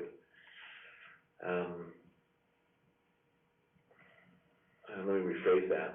I am concerned about moving forward and granting an extension on phase two if phase one's, the promises made in phase one have not taken place. And so I'm trying to find a way to make that into a motion or make that into a determination by the council. Mr. Councilman McGee, if I may I had some thoughts as you were talking, see your thoughts on this. I think what we could do is, you know, again, get those players done as soon as possible, put a 6-month requirement on that. This extension can be for 18 months for the final plat to be recorded, but could we add a condition that all of the play areas, open space be constructed within 6 months of today? That doesn't really require sewer, water, the infrastructure. He could go in and build those and get those completed, say within 6 months. That way it gets done at a timely manner, and perhaps a condition that within 2 or 3 months, that if there are any outstanding issues with phase one, that those must be completed and brought into compliance within 2 or 3 months. I don't know if that would appease or what your thoughts are on that. Go ahead. Mr. Chairman, Mr. Wagner, I think that certainly goes down the road of doing that. I just, you know, based on some of the testimony that we've heard, I think we just need to reestablish that, you know, that this is still in the best interest of the city of Caldwell to continue with with this subdivision. So what that looks like, whether it be 2 to 3 months or a 6-month continuance or whatever it may be, I'm definitely in favor of making sure that the previous responsibilities in phase one have been taken care of. Mr. Matt? Yes. If the council moves on this and makes a motion that, all of the requirements of phase one have to be met before phase two can continue, is that something that your office can assure happens? We'll do the best we can. And And, go ahead, Mr. Mel. just as you asked earlier, that we will go back and review the development agreement. We know it's existing right now. We will go to the development agreement and, we report back to you at the next meeting what we found. And to answer your question, yes. Okay. So, go ahead, Mr. Collins. But can we tie it to this subdivision, this portion of the subdivision? I mean, because it's truly two different circumstances. And the former is something that we should be dealing with separate from this, would it not? Yes, sir. Okay, so I don't believe that it needs to be going on this portion, but I think we have given staff direction to proceed and make sure we get this thing done. Not just for them, but for us, because this is a part that we required before. And at least here are the explanations. Maybe that brim on the backside has something to do with the freeway coming, or the remodel, I don't know. But I also want to make another statement. I know a lot of you have said that you would like to have a 30-day or a 90-day or whatever extension, and they've asked for 18 months. And I just have to say that in construction, it would be very difficult to get anything completed in a 90 day. I would be surprised if they can finish all of the groundwork that they have to do in the 18 months. It really takes quite a bit of time. Putting in roads, putting in water lines, sewer lines, irrigation lines, street lights, getting the roads paved and everything, it just takes time. And that's where I'm at.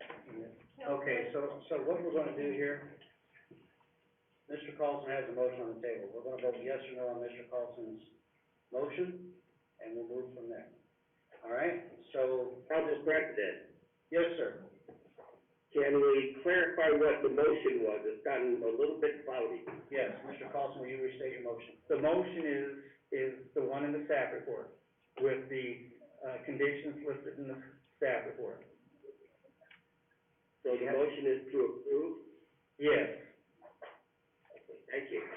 Okay, so Councilman Carlson made the motion, Councilman McGee seconded. Will clerk call the roll, please? Carlson? Yes. Pollard? No. McGee? Wagner? No. Hopper? No. Okay, the motion has failed. Is the second motion appropriate? Any further motions? I'd like to make a motion, if that's okay. The main concern I had is those open spaces, those play areas. And I would like to, I mean, the property's on R2, it's most likely gonna develop.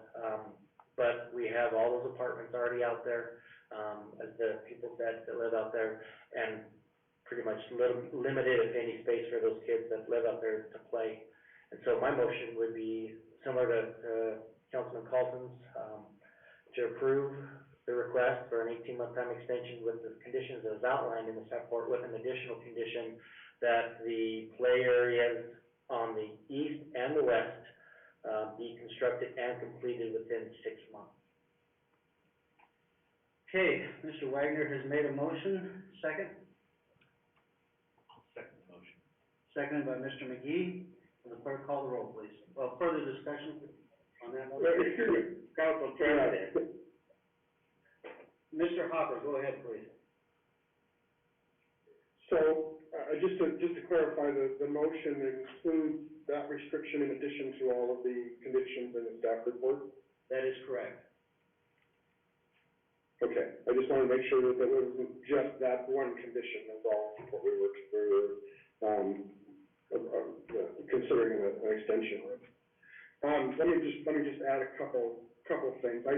And not to beat up staff too much, but again, the reason that those original apartment buildings were built was the promise of this phase happening. And this phase, once again, has all of the candy in it and none of the difficulties. And the first phase had none of the difficulties. And here we have a developer who built phase one, not even building it to what we had asked for. And he's here with a phase two finally, but he could have just as easily walked away from phase two and all we would have gotten was phase one. We have to make sure when we schedule these kinds of multi-phase developments that the amenities come first and we build those first. And we don't just take the economic, easy payback stuff right off the top and then wait for, thank God, we have a demand for housing now. Otherwise, this would never come before us. It would have sat in language for another 18 years like everything else has. So it's really important and really critical that we phase these things correctly and don't move on until we get what we were promised in the earlier phases. Okay, so back to. Thank you, Mr. Hopper, appreciate that. Mr. Pollard, did you have something? No, sir. Thank you. Okay, Mr. Wagner has made a motion, Mr. McGee has seconded, clerk call the roll, please. Wagner, Yes. Hopper, Yes. Paulson, Yes. Pollard, No. McGee. Yes. Okay, motion passes 4-1. Question, motion to close this public hearing.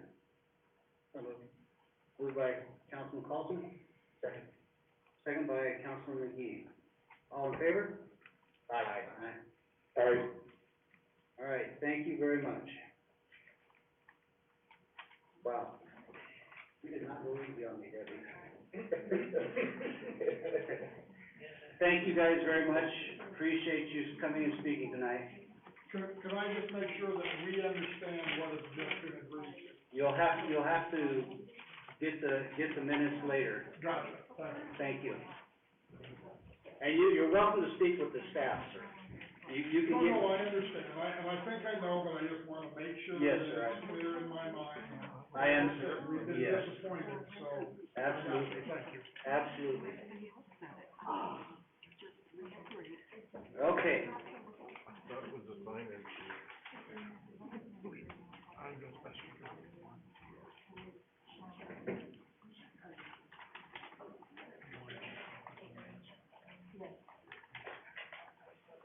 Yeah. Okay, we're going to take a 5-minute recess, and then we'll take up our next action item. Thank you.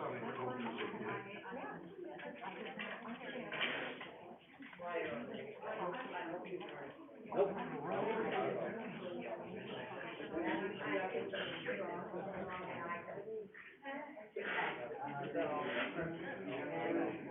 I thought maybe you guys were good buddies or something, and I couldn't figure out what happened.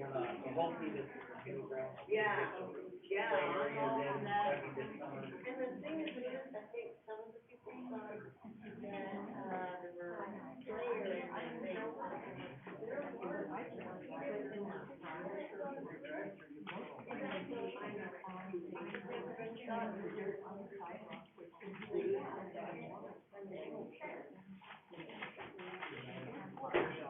Anyway, at least we don't have to be trust on it.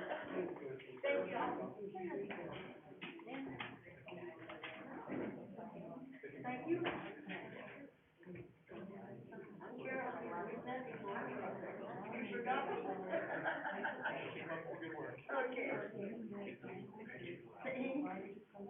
I like the brand. Yeah.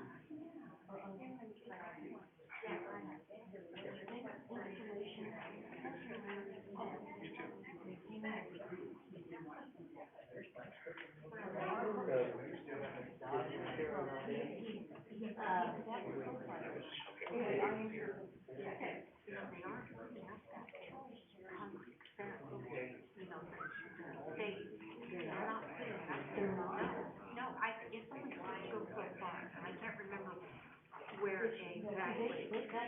I'm gonna go out and have a conversation. Yeah, cause I can't remember.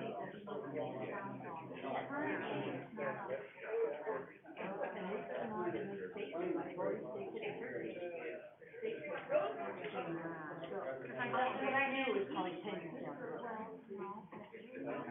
Our mayor there. Yeah, So I guess she can't do it.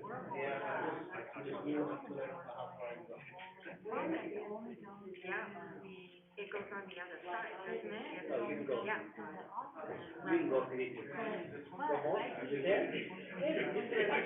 So we can go home. Just get her done, we'll be back in.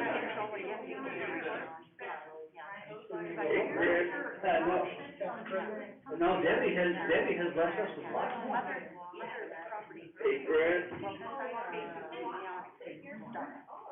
Yeah, Mike? just want to confirm, you're doing the financials tonight, right? I was not planning on it, no. You want me to do it? Yes, or I'll have one of the other council members. I'll take care of it. I can make sure it's taken care of, Councilman.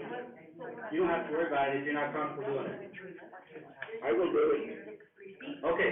It's my job. If you can't do it, it's my job, so. Okay, all right.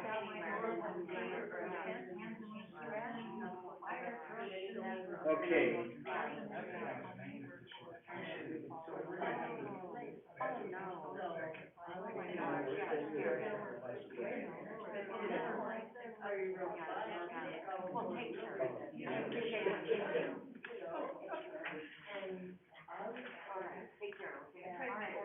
I suggest we move the TV over here so they can join you guys. Oh, I will. Yeah.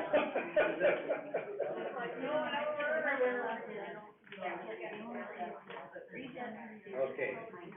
Appreciate your comment. Yours too.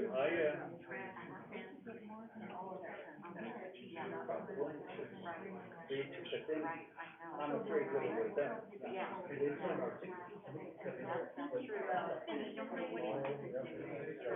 That actually.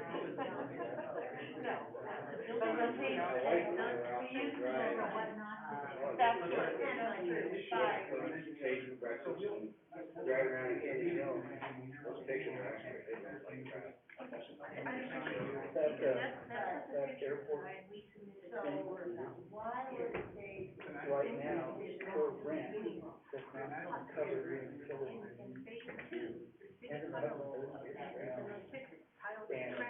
And they're trying, you know, our original design put a restaurant at the terminal. I would not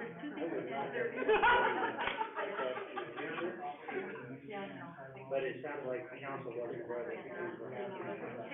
I read it on Facebook, and so then I called Brett about it.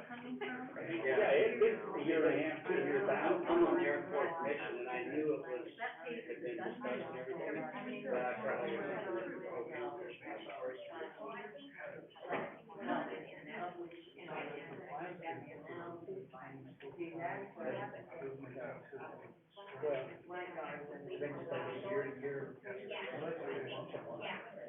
All right, let's get started.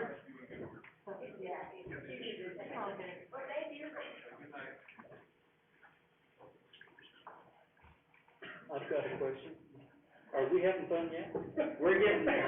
We're almost there. Just asking. Okay.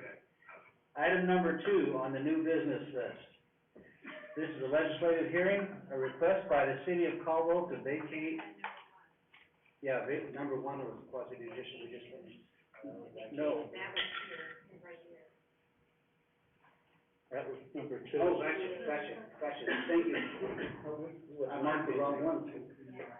Okay, so I gotta back up one. Okay. The applicant's not here.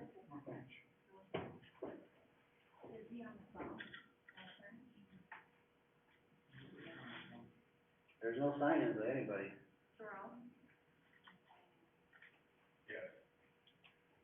Do you know if the applicant plans on attending tonight, Jerome? No, he's not here.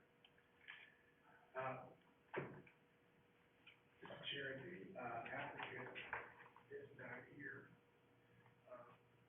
But this is pretty, a cut and dry application. And I think we could continue with it this evening. Continue it till when? No, that we don't hear it You wanna continue to hear it tonight? right now. Okay, are you prepared to present? Yes, sir. Okay, I will read this and then you can carry it, okay?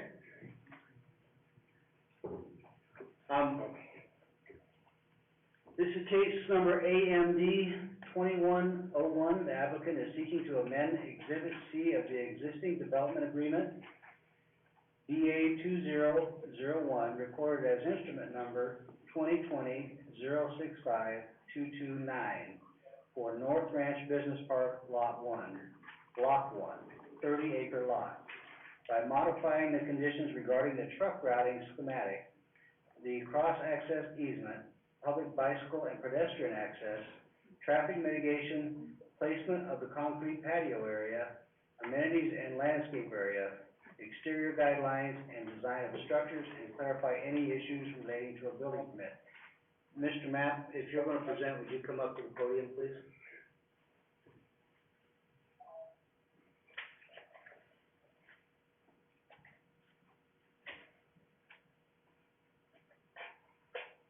In this route, I have you on here as well. Are you intending to speak tonight? On this I list? can if I need to. Okay.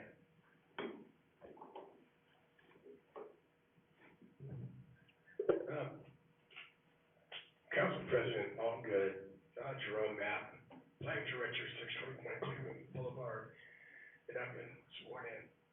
I apologize, I pinched a nerve, and everything is kind of, so,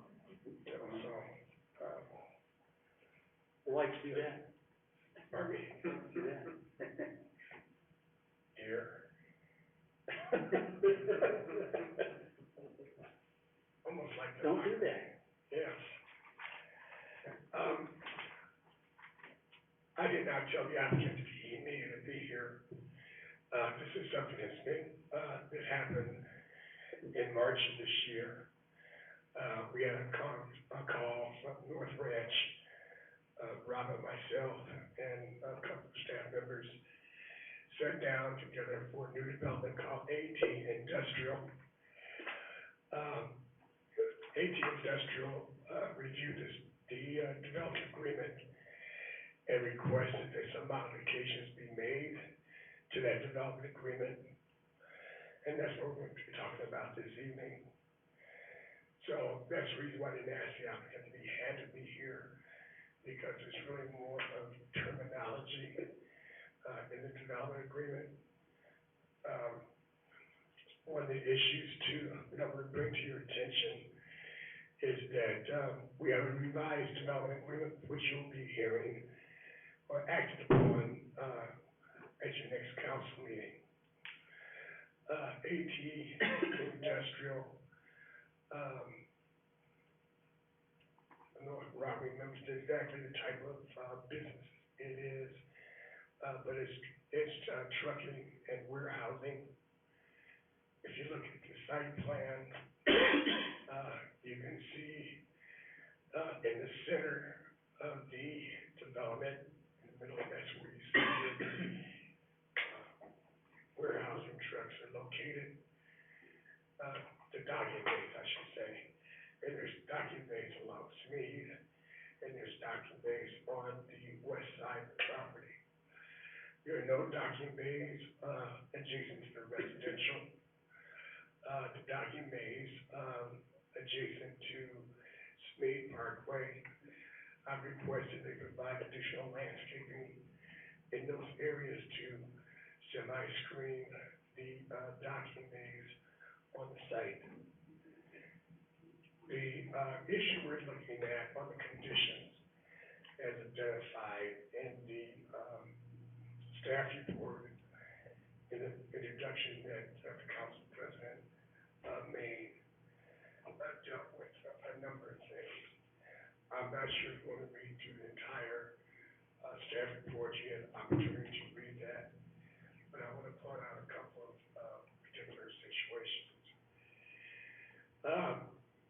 One of the concerns we had on the North Ranch development was the location of structures adjacent to the residential areas. This portion is not adjacent to an existing residential area, but a future. We had, discussions at the meetings about how far a structure would have to be placed from the property line, which is 150 feet, they've done that.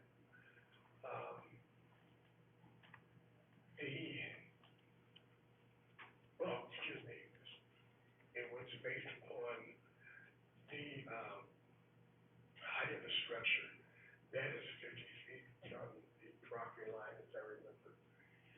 The landscaping on the north side of the project, landscaping on the Smead side, but on the west side, there'll be more development in that area.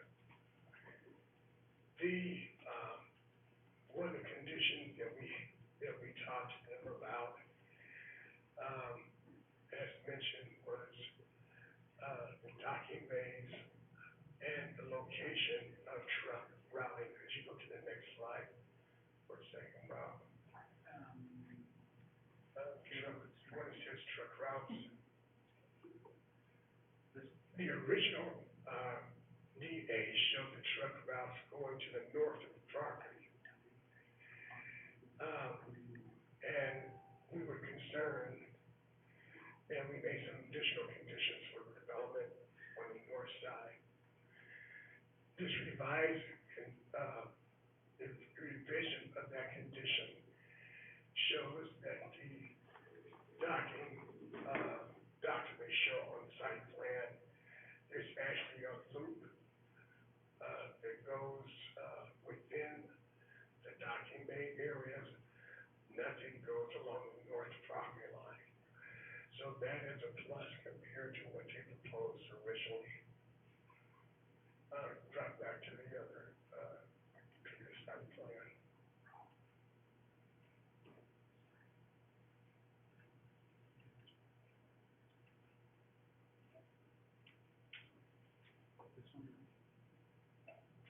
Okay, one of the questions or comments were made, and this is on page 2, this is number 1. Cross-access easement. In the overall master plan of this development, we required that all parcels have a cross-access agreement, meaning that they can go from one property to the other without actually going onto the main street. The applicant was concerned that, this development, there is no cross-access agreement, and it's not adjacent to another property, that they will be crossing into their particular area. And so they asked that we remove that requirement of a cross-access agreement because they're going to be contained in one parcel. They were concerned that, if that condition was continued on their parcel, they're under the impression that other people could cross through their property. And so that was a concern they had there. Number 2, dealt with traffic mitigation. As you see, there's a roundabout on the east side of the property on Smead. Rob McDowell and I met with them, and the conclusion of that discussion was that BVA is the overall developer of North Ranch, and they have been working with the city on traffic mitigation through this entire project, and so that's a non-issue.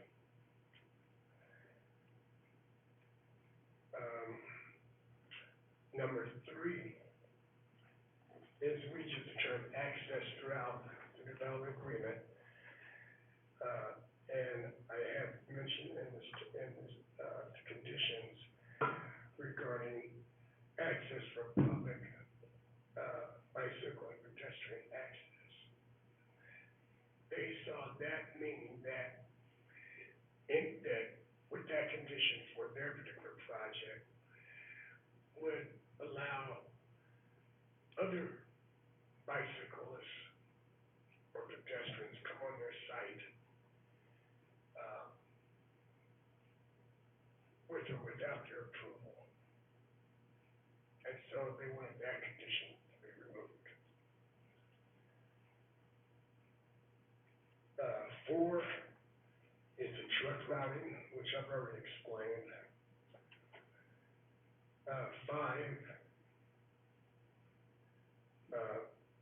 was design of the structures. Could you go to the 3rd slide, please?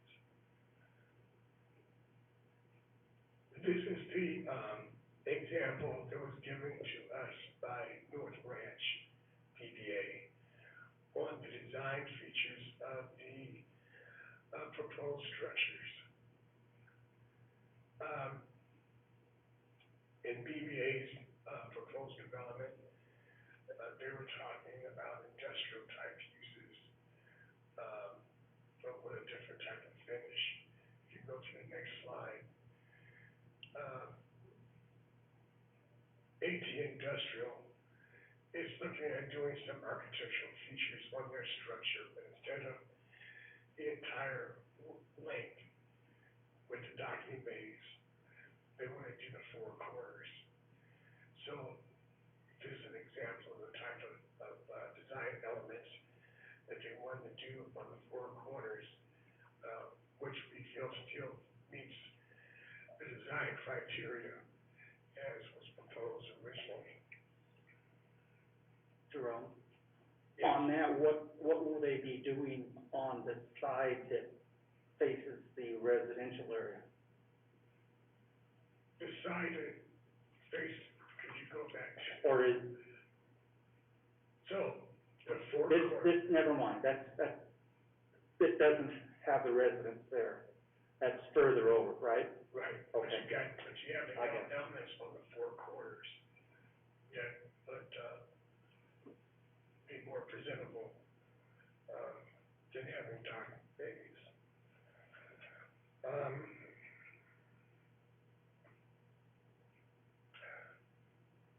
Let's see if I left off here.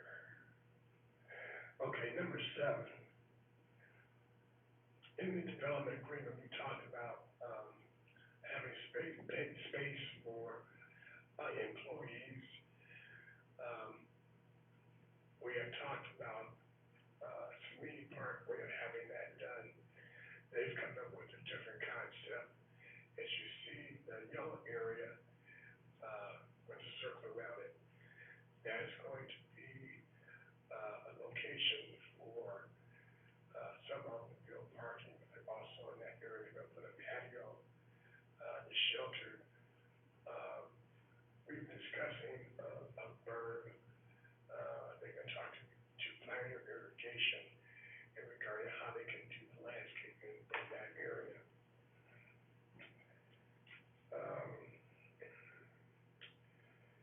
Eight is the elevations we talked about.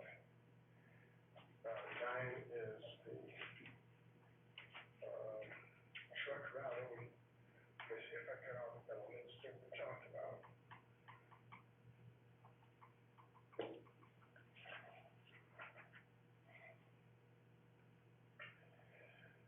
Those are generally all the issues that we,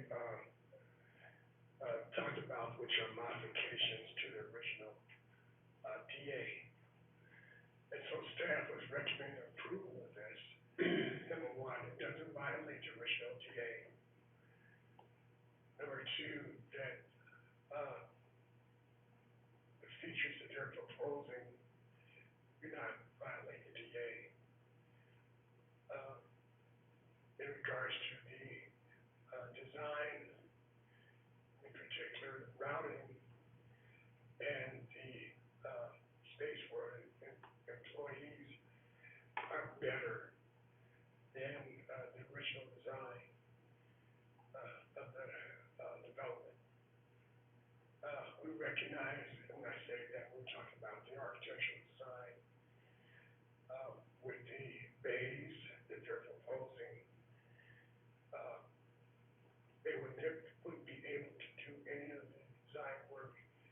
that DVA was originally talking about, because there's different types of structures.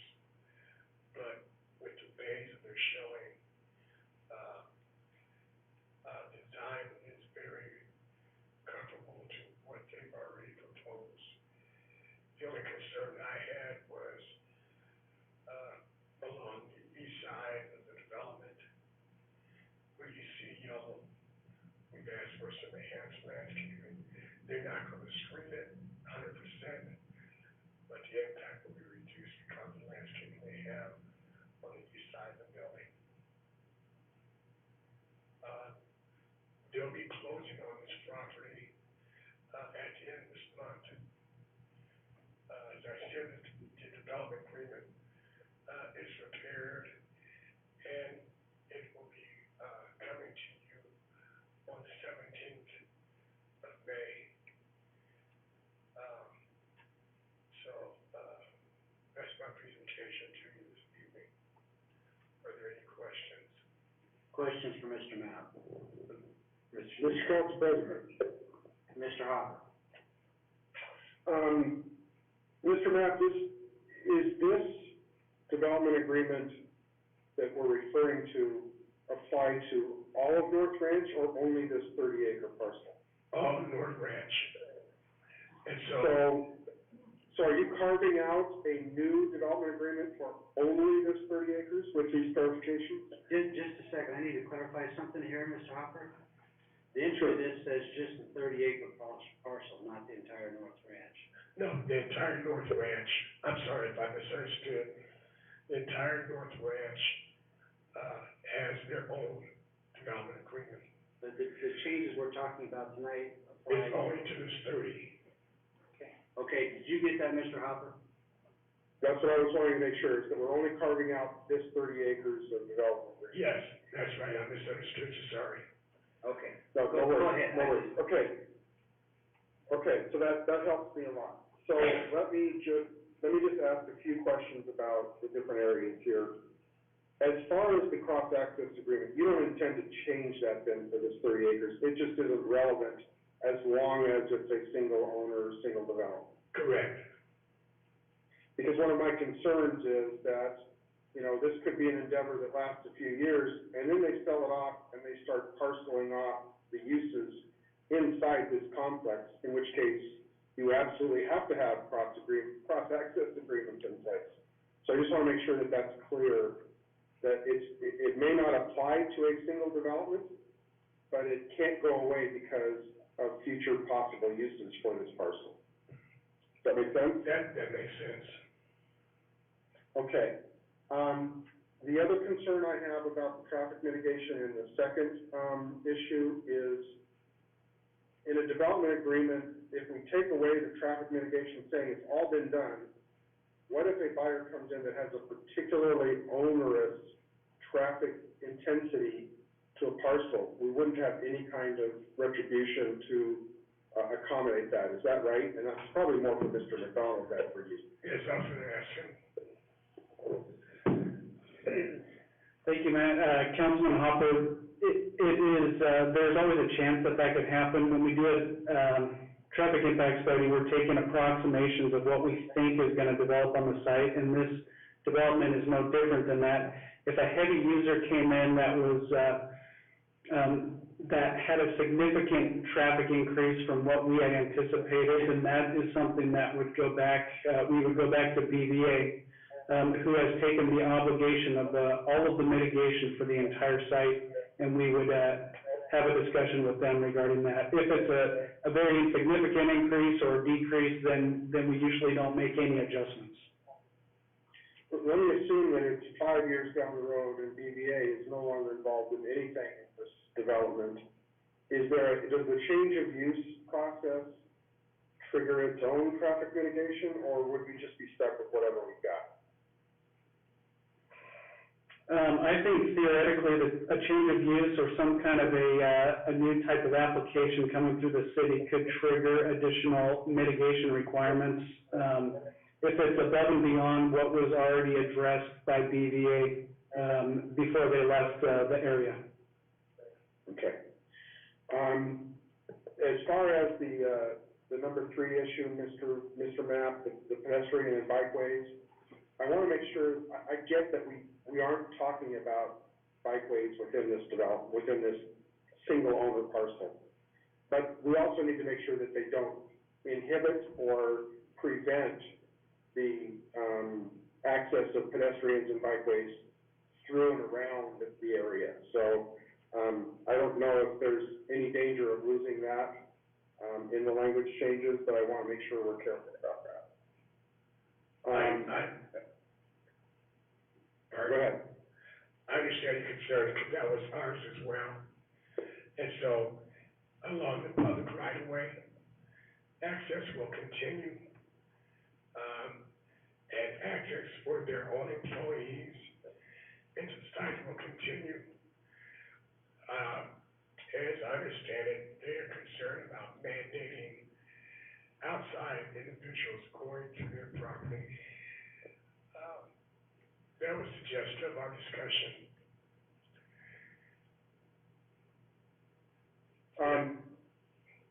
Yeah, that's fine.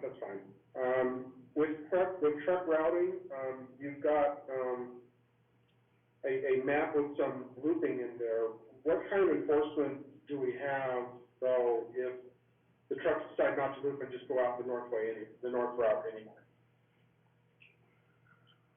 I mean, if I'm a truck driver, and I'm heading north on that road, I'm probably not gonna do a hairpin turn, I'm probably just gonna go out that north exit. Well, in the center one, they're not gonna be able to come out because the way it's designed. And so, we're looking at the far east and far west. We can look at maybe some mitigation on the northern portion where it would be advantageous for a truck to go through it. That did not pop up in our discussions. But I think one thing with the DA is that,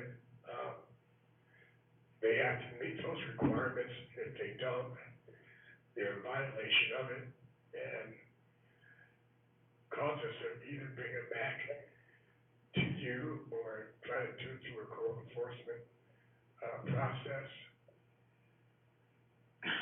It's really hard to make a change in that regard once the thing is built and running. So just keep that in mind. I don't know what mitigation is possible, but if it's important to keep the traffic off of that north lane, then we should put in conditions that make it very hard for them to violate it. Just, that's my 2 cents worth on that.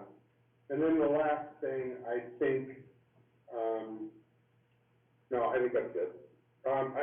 Just assuming that the patio area will still meet the spirit of what we intended for, employee space, and they're not trying to, circumvent that to any great degree. We definitely requested that we have a more detailed, drawing, of what they're going to do. And so that could be additional condition on this. Those are all my concerns, thank you. Okay, let me just mention, to the council, because, as this is being developed, I'm finding out that, this process is gonna come back to you again and again. We know of 2 possible, projects that are concerning coming into North Ranch. It depends on, what their final plans are, but they might find that some of the conditions might not be relevant to their, particular business. So, what we plan as a department is to review these and use tonight as a litmus of directing us to be even more firm if need be. As we review these, and we have to pay attention to what the final outcome, of these development agreements have on these particular developments. at the Canton site of why we have this developed and why it's so widespread over the whole area. It's because there were a lot of concessions by the city and the urban renewal agency, and a lot of dollars poured into this for this development to occur. And so, they may seem like onerous development agreement conditions, but they're there because the public paid for it. And so, for every little new actual developer to come in and try to nickel and dime us on those development agreements and fiat them away is not in the spirit of the amount of money that we poured into this project. So we can't really lose sight of that. I get that it's a problem, but we very rarely get development agreements put before us without knowing what the uses are gonna be. And so this is what you get. And so we sort of have to hold the line on that a little bit. Yes, sir. Commissioner McGee, did you have a question? No, it was answered during that discussion, thank you. All right, any further questions for Mr. Mapp? Thank you, Jerome, appreciate it. Okay, thank you. Have a motion to close the public testimony of the hearing So moved. by Councilman McGee, a second. Second by Councilman Wagner, all in favor? Aye. Right? Okay, for evidence list, I have staff report, and preliminary plat is shown by Mr. Mapp. I had the sign-up sheets, which there's no names on. Thank you, Debbie. Guess better write that. Move to approve the evidence list as posted. Second. Moved by Councilman Clausen, second by Councilman McGee, all in favor? Aye.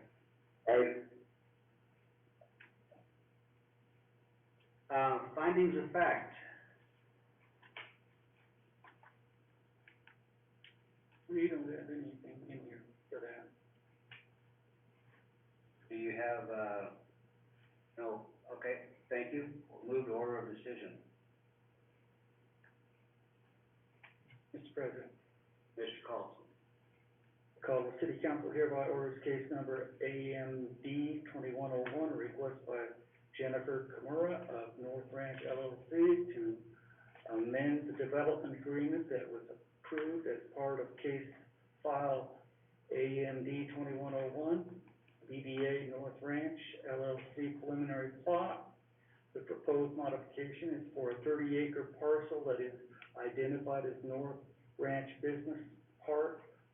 Block 1 in Caldwell, Idaho is approved with the language within section 2.3, 1 through 18 on the staff report as new conditions to the development agreement. Motion is made by Councilman Clausen, second? Second by Councilman McGee. Further discussion? Will the clerk call the roll, please?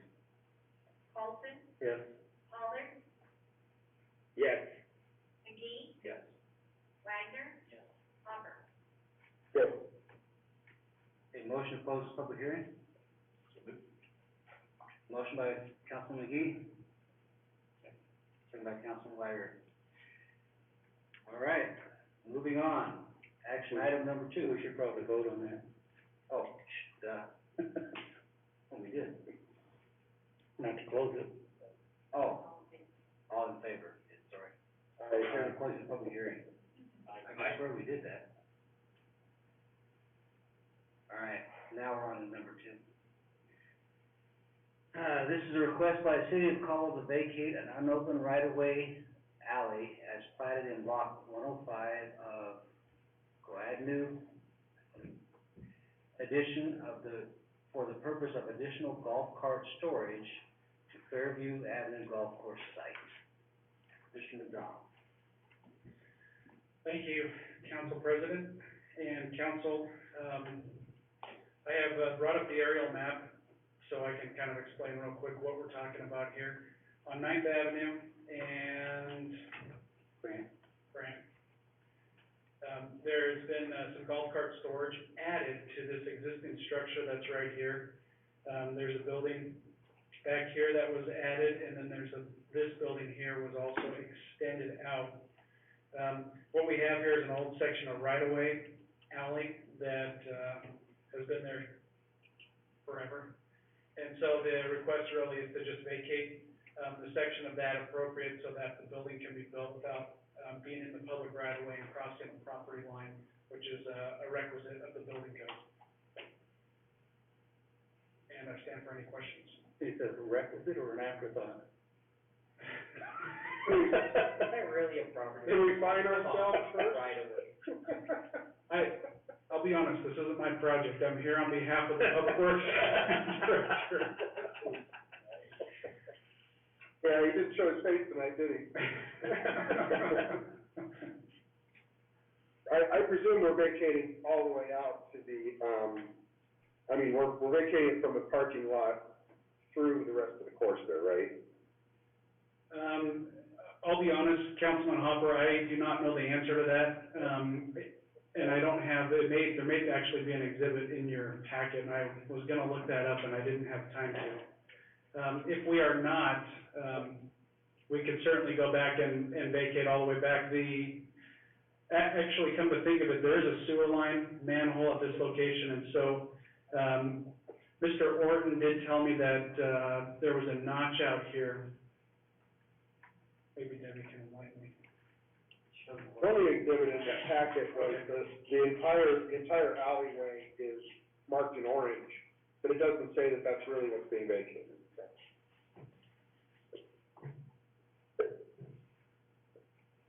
That is correct. I would assume this was, compiled, the exhibit was compiled by, I believe, the mapping department, and so I would assume it's the entire right-of-way, but I can certainly get confirmation for you on that. If that sewer manhole truly at that edge of the property line, there is a little notch that they don't go all the way to the road right of way, where they might have left that open, so. I don't know. I don't know if you believe the orange shading. And I don't know if there's a preference from council. It's better to vacate the whole thing, and that would be my opinion. The purpose of this is just to at least get it vacated so that the building is legal. Yeah. All right. Any questions for Mr. McDonald? Just, Mr. Council President, is the building not already there? I thought I saw it already constructed. Yeah, they're there. So they just aren't giving them a C of O, is that what's going on, or, so obviously it got approved. I don't know, Councilman Wagner, that's a good question. I honestly don't know if a C of O's been issued or not. I know the building has been under construction. I don't know what the status, if it's been completed or not at this point. This is what happens when you don't tell your boss no. Any further questions or valid comments? You're restricting us. All right. Take the motion to close this hearing. Second by Councilman McGee, second by Councilman Collison. All in favor? Aye. All right, thank you. Action item 3, consider bill number 22, ordinance number 3342, vacating unopened right-of-way alley between South Kimball and South 9th Avenue, between Grant Street and Irvin Street, with a request to waive the rules and pass on first reading. I will read the ordinance by title only. An ordinance of the City of Caldwell, Place, reciting petition for vacation of an unopened public road alley between South Kimball and South 9th Avenue, between Grant Street and Irving Street, reciting that appropriate notice was given of public hearing, determining that vacation of said public alley is in the best interest of the City of Caldwell, and that said unopened public road or alley shall be vacated, providing the effective date. Mr. President. Mr. McGee. Point of order. I think, I was trying to make eye contact with the city attorney.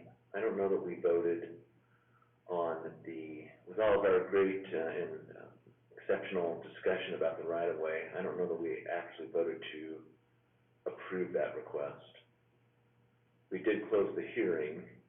I could be wrong.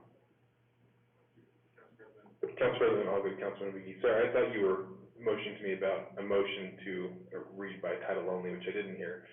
This is the item to approve. The hearing is now closed. This is down to approve. You did ask for a motion, for reading by title only. I don't think we made that motion.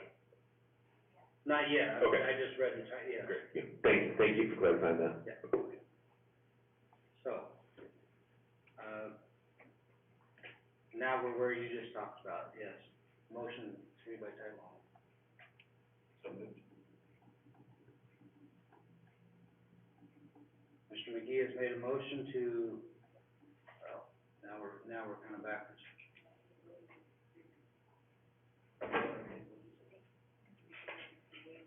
Yeah, Mr. McGee, you need to waive the three reading process. So moved. What Debbie said. You want to make seconded? Okay, and council, Mr. McGee made a motion to waive the three reading rule and consider this bill by title only. Councilman Hopper, on his first reading, seconded that motion. Will the clerk call the roll, please? Yes. You did. McGee, Yeah. Wagner. Yes. Hopper, Yes. Paulson, Yes. Pollard. Yes. Now I'll take a motion on the bill.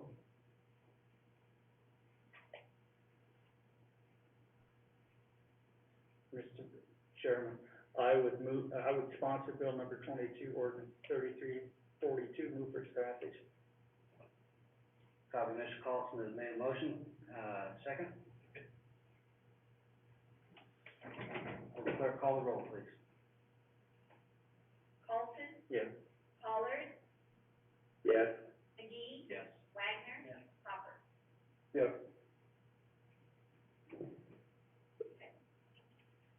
You guys are making it rough on me, I tell you. You're doing really good, though. All right.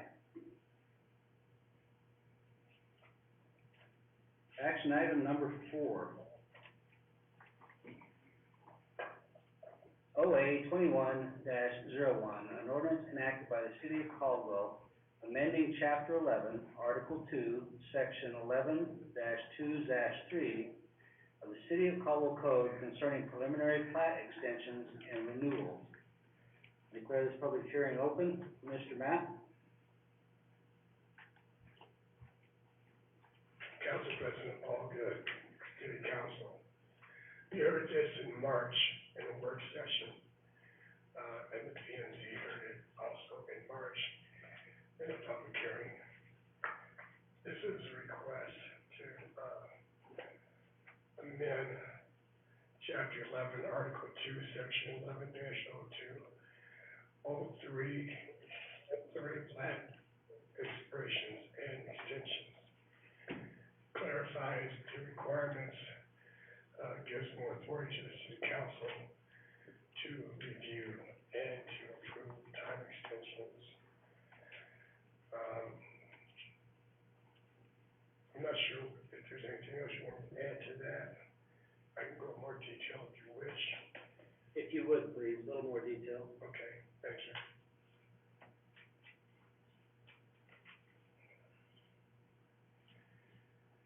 Currently in, subdivision ordinance, article 2, procedures and for the contents of plats, preliminary plat extensions and time extensions. Preliminary plat approval is valid for 24 months from the date of signature when approved board decision, meaning a final plat must be recorded within 24 months of the date of signature on the approving board decision from the, preliminary plat. One administrative time extensions up to 18 months. All time extensions following one-time administrative time extension shall be approved by the city council. Goes further than all outstanding city code violations. There are no outstanding code violations of the property. Clear plat, as fully approved, is still in the best interest of safety, health, and joint welfare. There are no significant changes to the city code between the date of the replat approval and the application date of the time extension request. It requires substantial modifications of the lot layout. It gives staff one administrative review for up to 18 months by the plan zoning director and the public works director for all three plan approvals that expired past January 1st, 2015. Mr. Knapp? Yes, sir. Maybe I'm thinking of a different bill, but does this bill limit the time frame that a time extension can come back before this council? Yes, What it is is. that time frame reported as? Yeah, what I was reading was the existing, code requirements. I'm gonna pull out the proposed ordinance that's coming before you and highlight So what you were telling us before was what's already in code? what's already on the books. All right, thank you. So,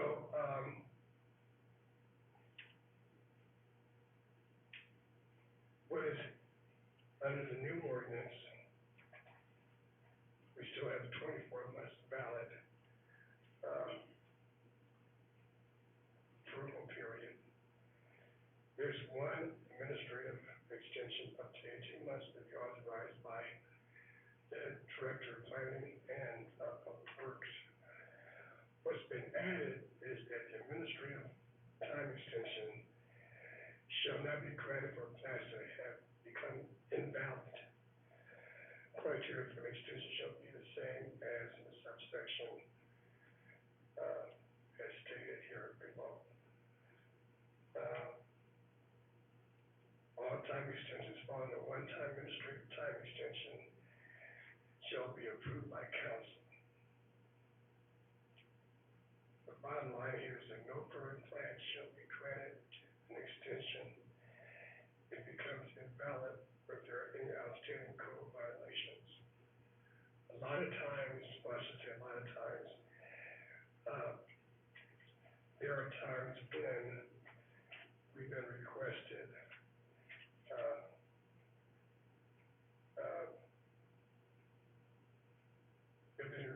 to grant extensions when the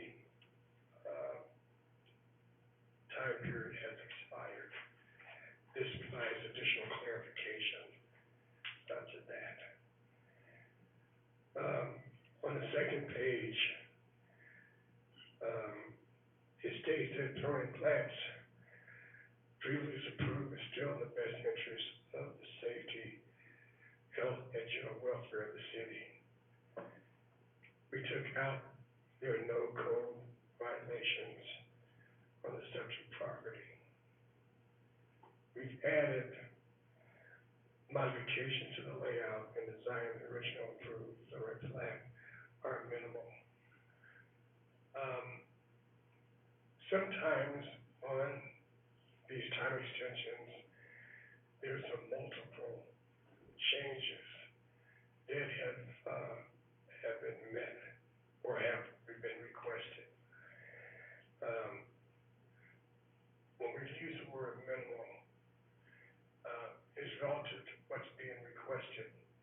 Are we talking about relocation of curb cuts? We're talking about lot sizes, changes, landscaping changes, et cetera. We've kind of gone through those the last couple of months regarding various time extensions. We've added any modifications to the layout and design of the original plat that was approved. They are minimal. It really defines for the applicant what they should be bringing to us.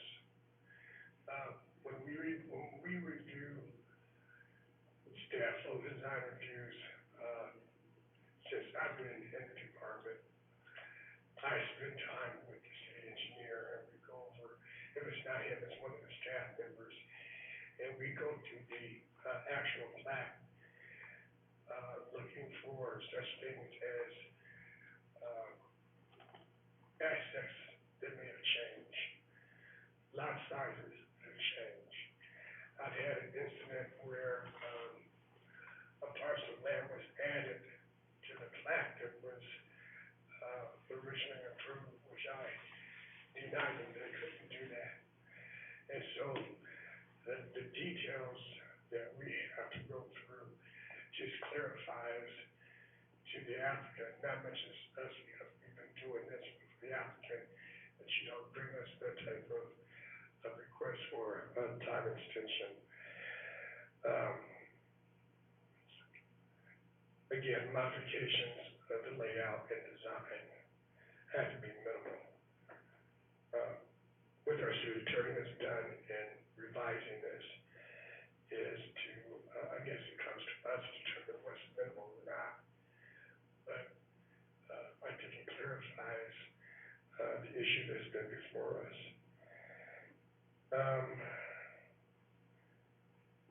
There's a couple of things that have been added, as well. In 4, it says one administrative, preliminary review, updating much may be authorized by the city council. In the past, it was the planning director and the engineering, public works director.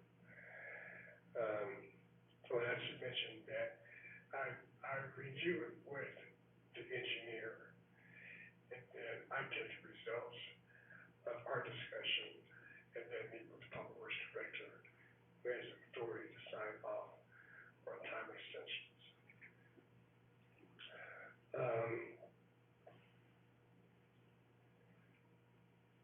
So as I mentioned, the city council now, let me read back. One preliminary plat renewal up to 18 months may be authorized by the city council, not staff. For expired permanent plat approval, no permanent plat renewal shall be granted if there are any outstanding city code violations on the subject property. So whereby in the past that staff was able to do these type of renewals, now it lands in the hands of the city council. They will make those final decisions.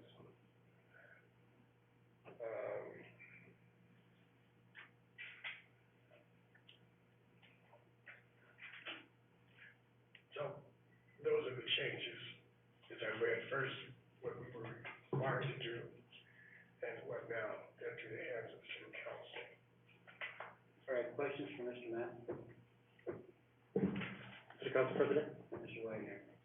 Not so much a question, but we just have comment and maybe a proposed very minor change in it, under 110203F, subsection 2, when it says that these administrative time extensions may be authorized by the planning and zoning director and the public works director.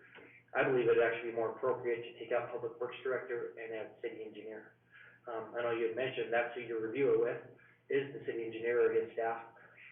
My understanding is it says public works director, because when this was written, the public works director was the city engineer. That changed about, I think, 6 years ago, when we did create a city engineer position. And I believe it would be more appropriate for the city engineer to review that and approve that rather than the public works director, since it is the engineering department, engineering staff that is reviewing these, approving this. Public works director, love Brent, great guy, but he's, the sewer plant and things like that, so I think it's actually more appropriate to put that to the city engineer. It's a pretty minor change, I don't think there'll be any issues there. Maybe just take public works director out and put city engineer in. And it doesn't come with any pay raise for the city engineer if this does get approved, or obviously, Most important point, thank you, Joe. Any further questions for Mr. Mapp on this subject?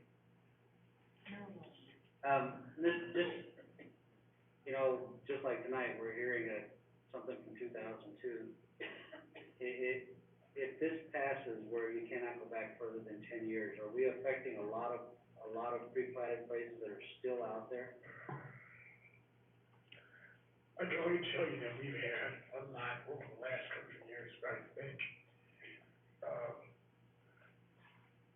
I don't think we have an accurate number, I don't know how many additional ones are out there, but if they were, even as the ones that have been extended, if they were to expire, this would affect them, because they would not then be able to come back for a time extension, which is appropriate, because they don't meet code as they. Exactly. I do not believe there are too many more just outstanding plats that have not currently already been reviewed. It's called, I think one of the important things that I'd like to see is, this accomplish is those subdivisions that go out and get all this work done, put a lot of work in and know that they have a time extension coming up, and then they come for the time extension with, like today, we had this guy come in and, you know, he's done all this work, and he knew that he was coming for a time extension. Sorry, real quickly, I apologize. President Allgood, Councilman Carlson, maybe speaking generalities, we still have an open hearing on that one. We want to make sure we keep that. I apologize. But as for the case, if there was such a thing, it maybe would prevent them from waiting to the last minute and getting to the point that they feel they can twist our arm. Mr. Councilman Carlson, I can tell you, over the last 2 years, close to 2 years, we have and tried to work with all the development community in regards to preliminary plats and time extensions. We've tried to let them know that those time extensions are coming up. Some of you may have missed, but I think the majority of we've done that. And we try to share with them what we think that you as a council want to see that comes before you. And sometimes they don't agree with us. They'll come with you with something that we may not have supported. But they have the right to make a time extension because it's allowed in the ordinance. I think, as I said, it provides us a little more leverage to say, you need to get this in, and you need to provide us the information that we need to take to the city council. All right. Thank you, Mr. Matt, appreciate it. Thank you. I'll take a motion to close this public hearing. So moved by Councilman McGee, seconded by Councilman Carlson, all in favor? Aye. Right. Okay. Action item 5, consider bill number 8, ordinance number 3328 for OA 2101, amending Caldwell City Code, Chapter 11, Article 2, Section 11-2-3, with a request to waive the rules and pass on first reading and approve the summary for publication. I'll read the ordinance by title only.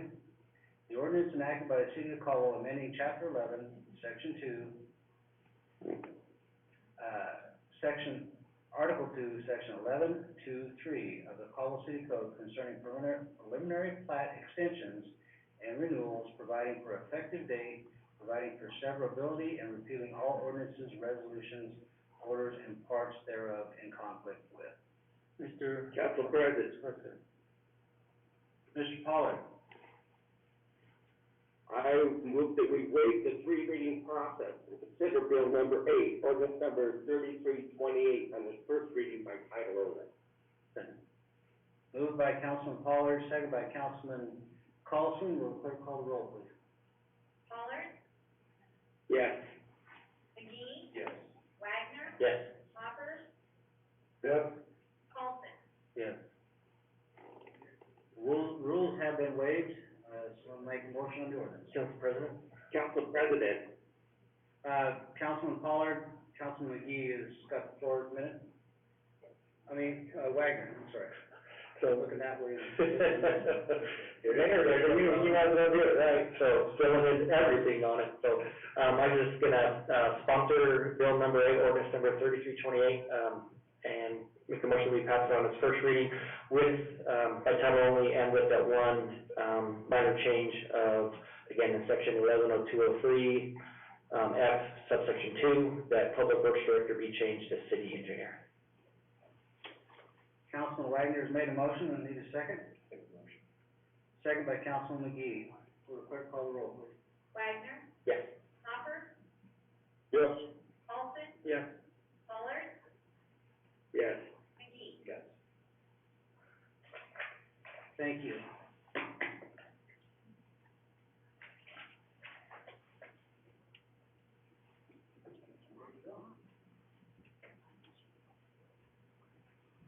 Okay, action item number 6. An ordinance acted by the city of Call adding a new article 14 to chapter 10 of the Call City Code. Am I in the right spot, just to make sure? Yes. Okay. Thank you. An ordinance enacted by the city of Call adding a new article 14 to chapter 10 of the Call City Code concerning internal circulation routes for multifamily developments. Declare this public hearing open. Mr. Mapp, lead us. Oh, there you are, couldn't see you behind the podium. He's right. No, I wasn't running away. You're in the spotlight tonight, Jerome. I am, Council President Allgood, City Council. As you know, in the last couple of months, we've been presenting a number of work sessions of clarifications of our zoning ordinance and subdivision ordinance. This is a, clarification of our zoning ordinance.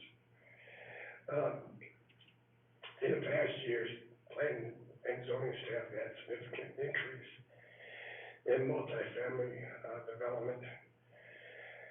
We found that the proposed multifamily development cannot comply with the current ordinance requirements. Current code provides the following options if a developer proposes to develop in our city. Number 1, common driveways shall serve no more than 6 units or buildable lots. We're seeing development of multifamily dwelling units on one street. It could be 50 units. Common driveways shall be a maximum of 150 feet in length. As we look at subdivisions, actually multifamily developments, they have different types of loop systems as you go through the development. Currently, our code doesn't really allow that, and especially 150 feet. It's concerned by our fire department, so we try to see how we can work that. You got a number of developments that have asked a question about private streets. They're only allowed in commercial and industrial zoning classifications, and this is definitely an issue with those requesting special use permits in commercial zones. And, we've talked about the issue of private streets that could be a concern. And so, we've had meetings with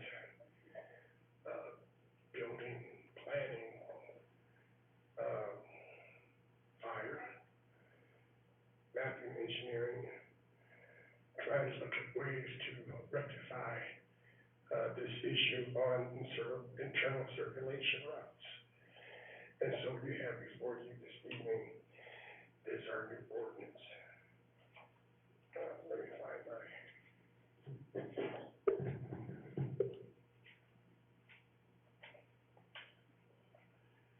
This is a new ordinance, so it'll be added into the section as described.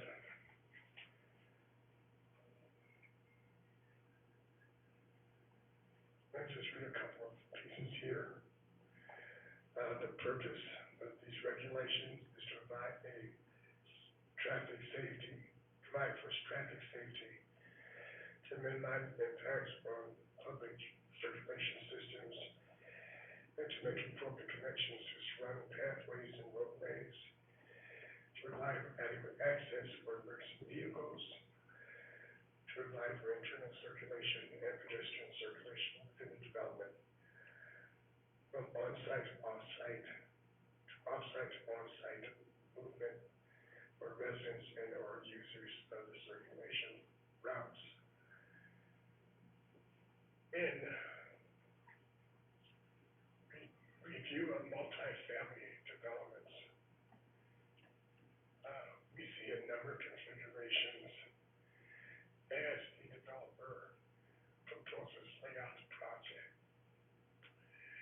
Issues that we run into is such as fire, where the fire department requires 150 feet distance. We spend. Could you speak up a little bit, Mr. Matt, please? I'm sorry. There you go, thank you. It's always an issue with the development unit in trying to determine what the requirements we have in our current ordinance. What this does is just clarifies to the public in one location. And actually, this portion of this ordinance also would be added into our multifamily development ordinance that we're preparing right now.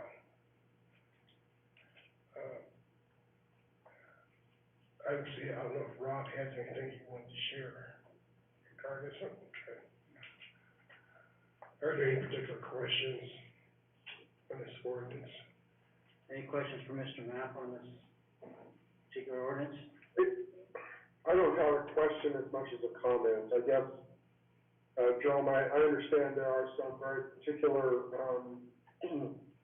issues we've had with developers wanting to do this. I guess I just don't want this ordinance to be an encouragement or be perceived as advocacy for private streets. I think it's still in the public interest to have as much public street access to residential structures as possible. I just understand and I recognize that we need some exceptions to that. I just don't want this to be perceived as an encouragement for a proliferation of private streets. I know I asked Debbie to add on to this, but as we've seen development come in, the issue of multi-development, that the current ordinance is not clear of how traffic should move within that development. There's a portion of the ordinance that says that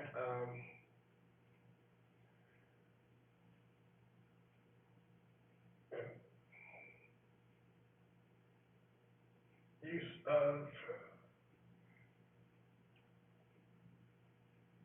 no development on public streets, or all development has to be on public streets. So in the planned unit development, there's a line item that indicates that every. You'll have to get up on the microphone. So what Mr. Mapp is referring to is in the planned unit development section of our ordinance, we came across a line item M in the development standards that indicates that every residential lot must have access to a public street, which,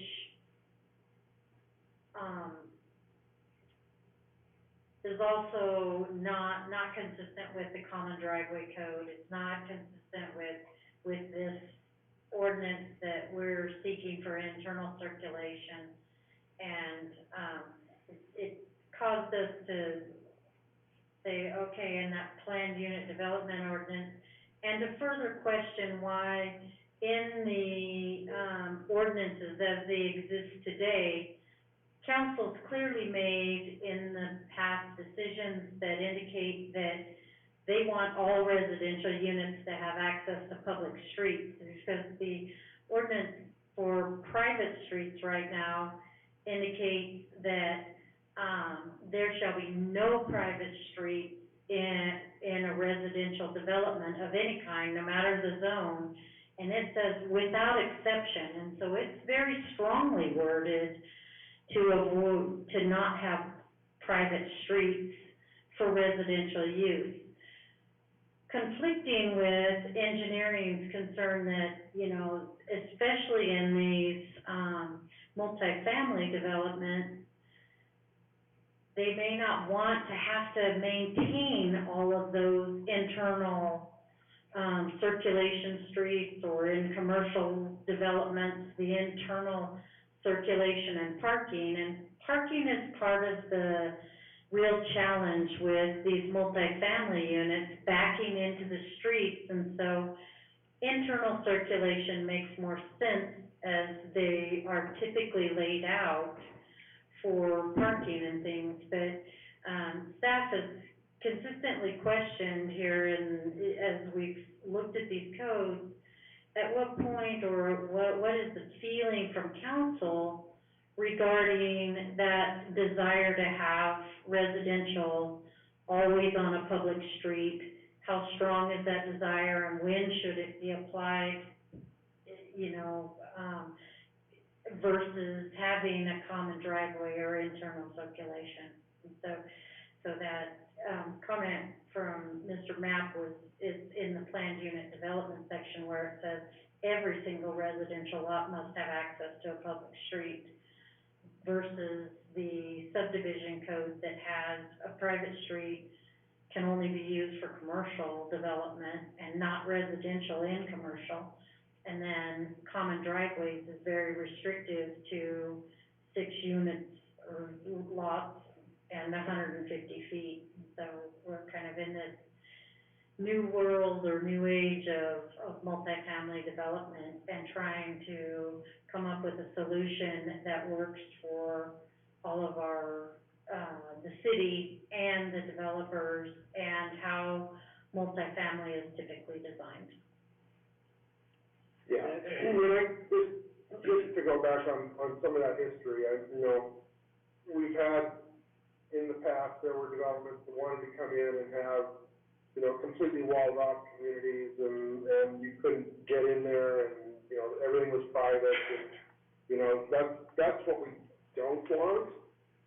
But I admit that the planned unit development ordinance probably needs some tweaking, and so does the, subdivision ordinance, and so there probably needs to be some accommodation for, you know, where it makes sense to have private drives or private, streets. But again, I think the overall sentiment is they should be the exception and not the rule, and should be for where they make sense, and not just because we want to keep the public off our streets. Councilman, the issue too, in regards to the private, the gated communities, we don't have those in Caldwell. And we've had people ask us about that. And, we don't have anything in our code that prohibits it. So that's something we may wanna, you know, add. But one of the things, that's different than a couple of years ago is that the type of multifamily developments we have coming in Caldwell, are 200 and more units. And what we thought of as staff is that those private streets, as depicted, would, have to have some type of association that would be responsible to maintain those streets, in order to be put in some part of a development agreement. It says we will maintain them so they don't become, quote, unquote, private, or quote, unquote, not maintained as it should be. And that's not only for circulation for the residents, but also for fire protection and other emergency services. Yeah, and we've had instances where HOAs have decided that they don't wanna exist anymore, and that leaves all the residents in the lurch for that kind of infrastructure maintenance, so, I don't know what we can do to forcibly maintain those, but it's something to consider. It's one of the consequences of having private drives and things that are, necessary improvements that require that kind of association that we can't control. Agreed. Any questions? Any further questions for Mr. Mount? Thank you, Mr. Mount. Thank you. I'll take a motion to close this public hearing. Moved by Mr. McGee. Second by Mr. Wagner. All in favor? Aye. All right, action item 7, companion document to this that we just heard. Consider Bill 19, ordinance number 3339 for OA 2102, amending Caldwell City Code, Chapter 11, Article 2, Section 11.2.3, concerning internal circulation routes for multifamily developments, with a request to waive the rules and pass on the first reading and approve the summary for publication.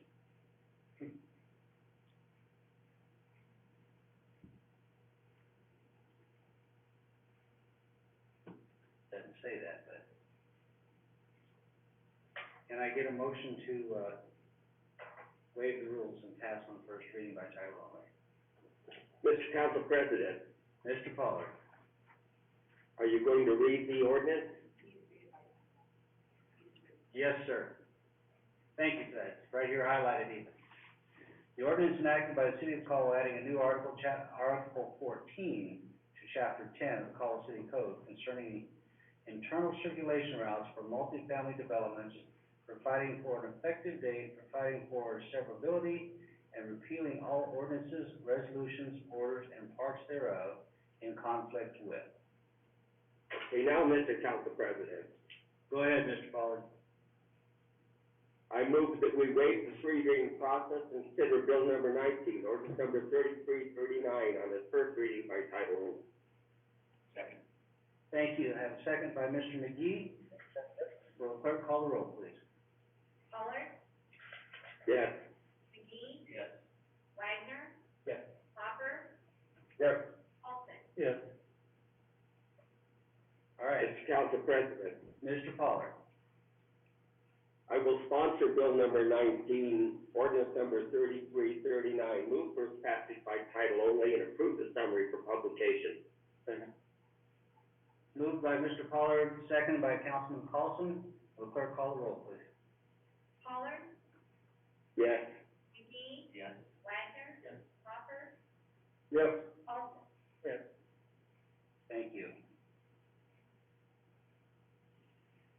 Okay. Action item number 8. Consider bill number 20, ordinance number 3340, to annex Adams Ridge subdivision number 4, instrument number 2021-012208, into the Caldwell Municipal Irrigation District, with a request to waive the rules and pass on the first reading. I'll read the ordinance by title only. The ordinance of the City of Caldwell, Idaho, annexing a portion of property within the corporate city limits into the Caldwell Municipal Irrigation District for the City of Caldwell, Canyon County, Idaho, and changing the boundaries thereof, directing the city engineer to alter the boundary map accordingly, declaring the intent of the city to pool water rights and apply a uniform method of allocating assessments and charges, and providing an effective date. Mr. President, Mr. Carlson. I would move that we waive the three reading rule, consider bill number 20, ordinance 3040 on its first reading by title only. Moved by Mr. Carlson, need a second? Second by Mr. McGee. Will clerk call the roll, please? Paulson, Yes. Pollard, Yes. McGee, Yes. Wagner, Yes. Hopper. Yes. Mr. Mr. President, I will sponsor bill number 20, ordinance 3340, move for its passage. Moved by Mr. Carlson, seconded by Mr. McGee. Will clerk call the roll, please? Paulson? Pollard? Yes. McGee? Yes. Wagner? Hopper? Yes. All right, thank you all. Action item number 9, consider bill number 21, ordinance number 3341, to annex Woodway Estates subdivision, instrument number 2021-012205, into the Caldwell Municipal Irrigation District, with a request to waive the rules and pass on first reading. I will read it by title only. The ordinance of the City of Caldwell, Idaho, annexing a portion of property within the corporate city limits into the Caldwell Municipal Irrigation District of the City of Caldwell, Caney County, Idaho, and changing the boundaries thereof, directing the city engineer to alter the boundary map accordingly, directing the intent of the city to pool water rights and apply a uniform method of allocating assessments and charges and providing effective date. Mr. President, Mr. Carlson. I will move that we waive the 3 reading rule, consider bill number 21, ordinance 3341 on, first reading by title only. Moved by Councilman Carlson, seconded by Councilman McGee. Will clerk call the roll, please? Paulson? Yes. Pollard? Yes. McGee? Yes. Wagner? Yes. Hopper? Yes. Mr. President, I will sponsor bill number 21, ordinance 3341, move for its passage. This motion was made by Councilman Carlson, seconded by Councilman McGee. Will clerk call the roll, please? Paulson? Yes. Pollard? Yes. McGee? Yes. Wagner? Yes. Hopper? Yes.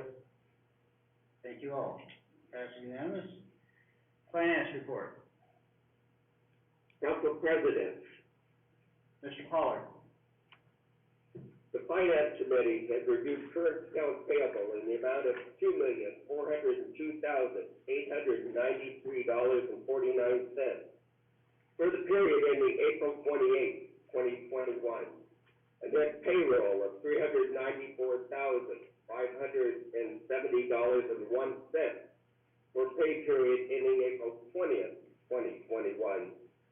I move that accounts payable in the amount of $2,402,893.49, represented by check numbers 152,979 through 153,437, and payroll for the amount of $394,570.01, represented by check numbers 35,908 through 35,921, and direct deposits be accepted, payments approved, and vouchers filed at the office of city clerk. Have a motion by Councilman Pollard, second by Councilman Carlson. All in favor? Aye. Motion passes. All right. Mr. Pollard, do you have anything to talk about tonight? Nothing, sir. Councilman Carlson? I have several items, but I'll wait till next time. Thank you. Councilman Hopper? Well, I was gonna spend the next 15 minutes telling Mr. Allgood what a great job he did playing mayor tonight. Except I see by the clock, that brevity isn't, one of those traits, so we'll work on that.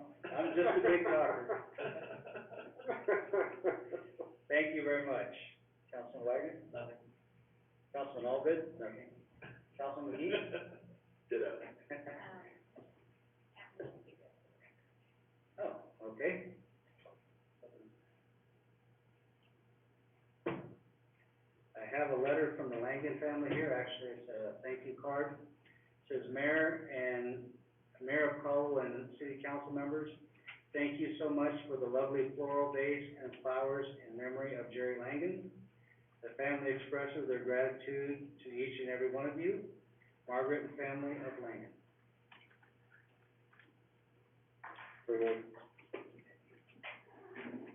All right, there's only one more motion to be made. It's adjourned. First by Councilman Hopper, seconded by Councilman Wagner, I think. Yes. All right, thank you, guys. Debbie, thank Aye. you.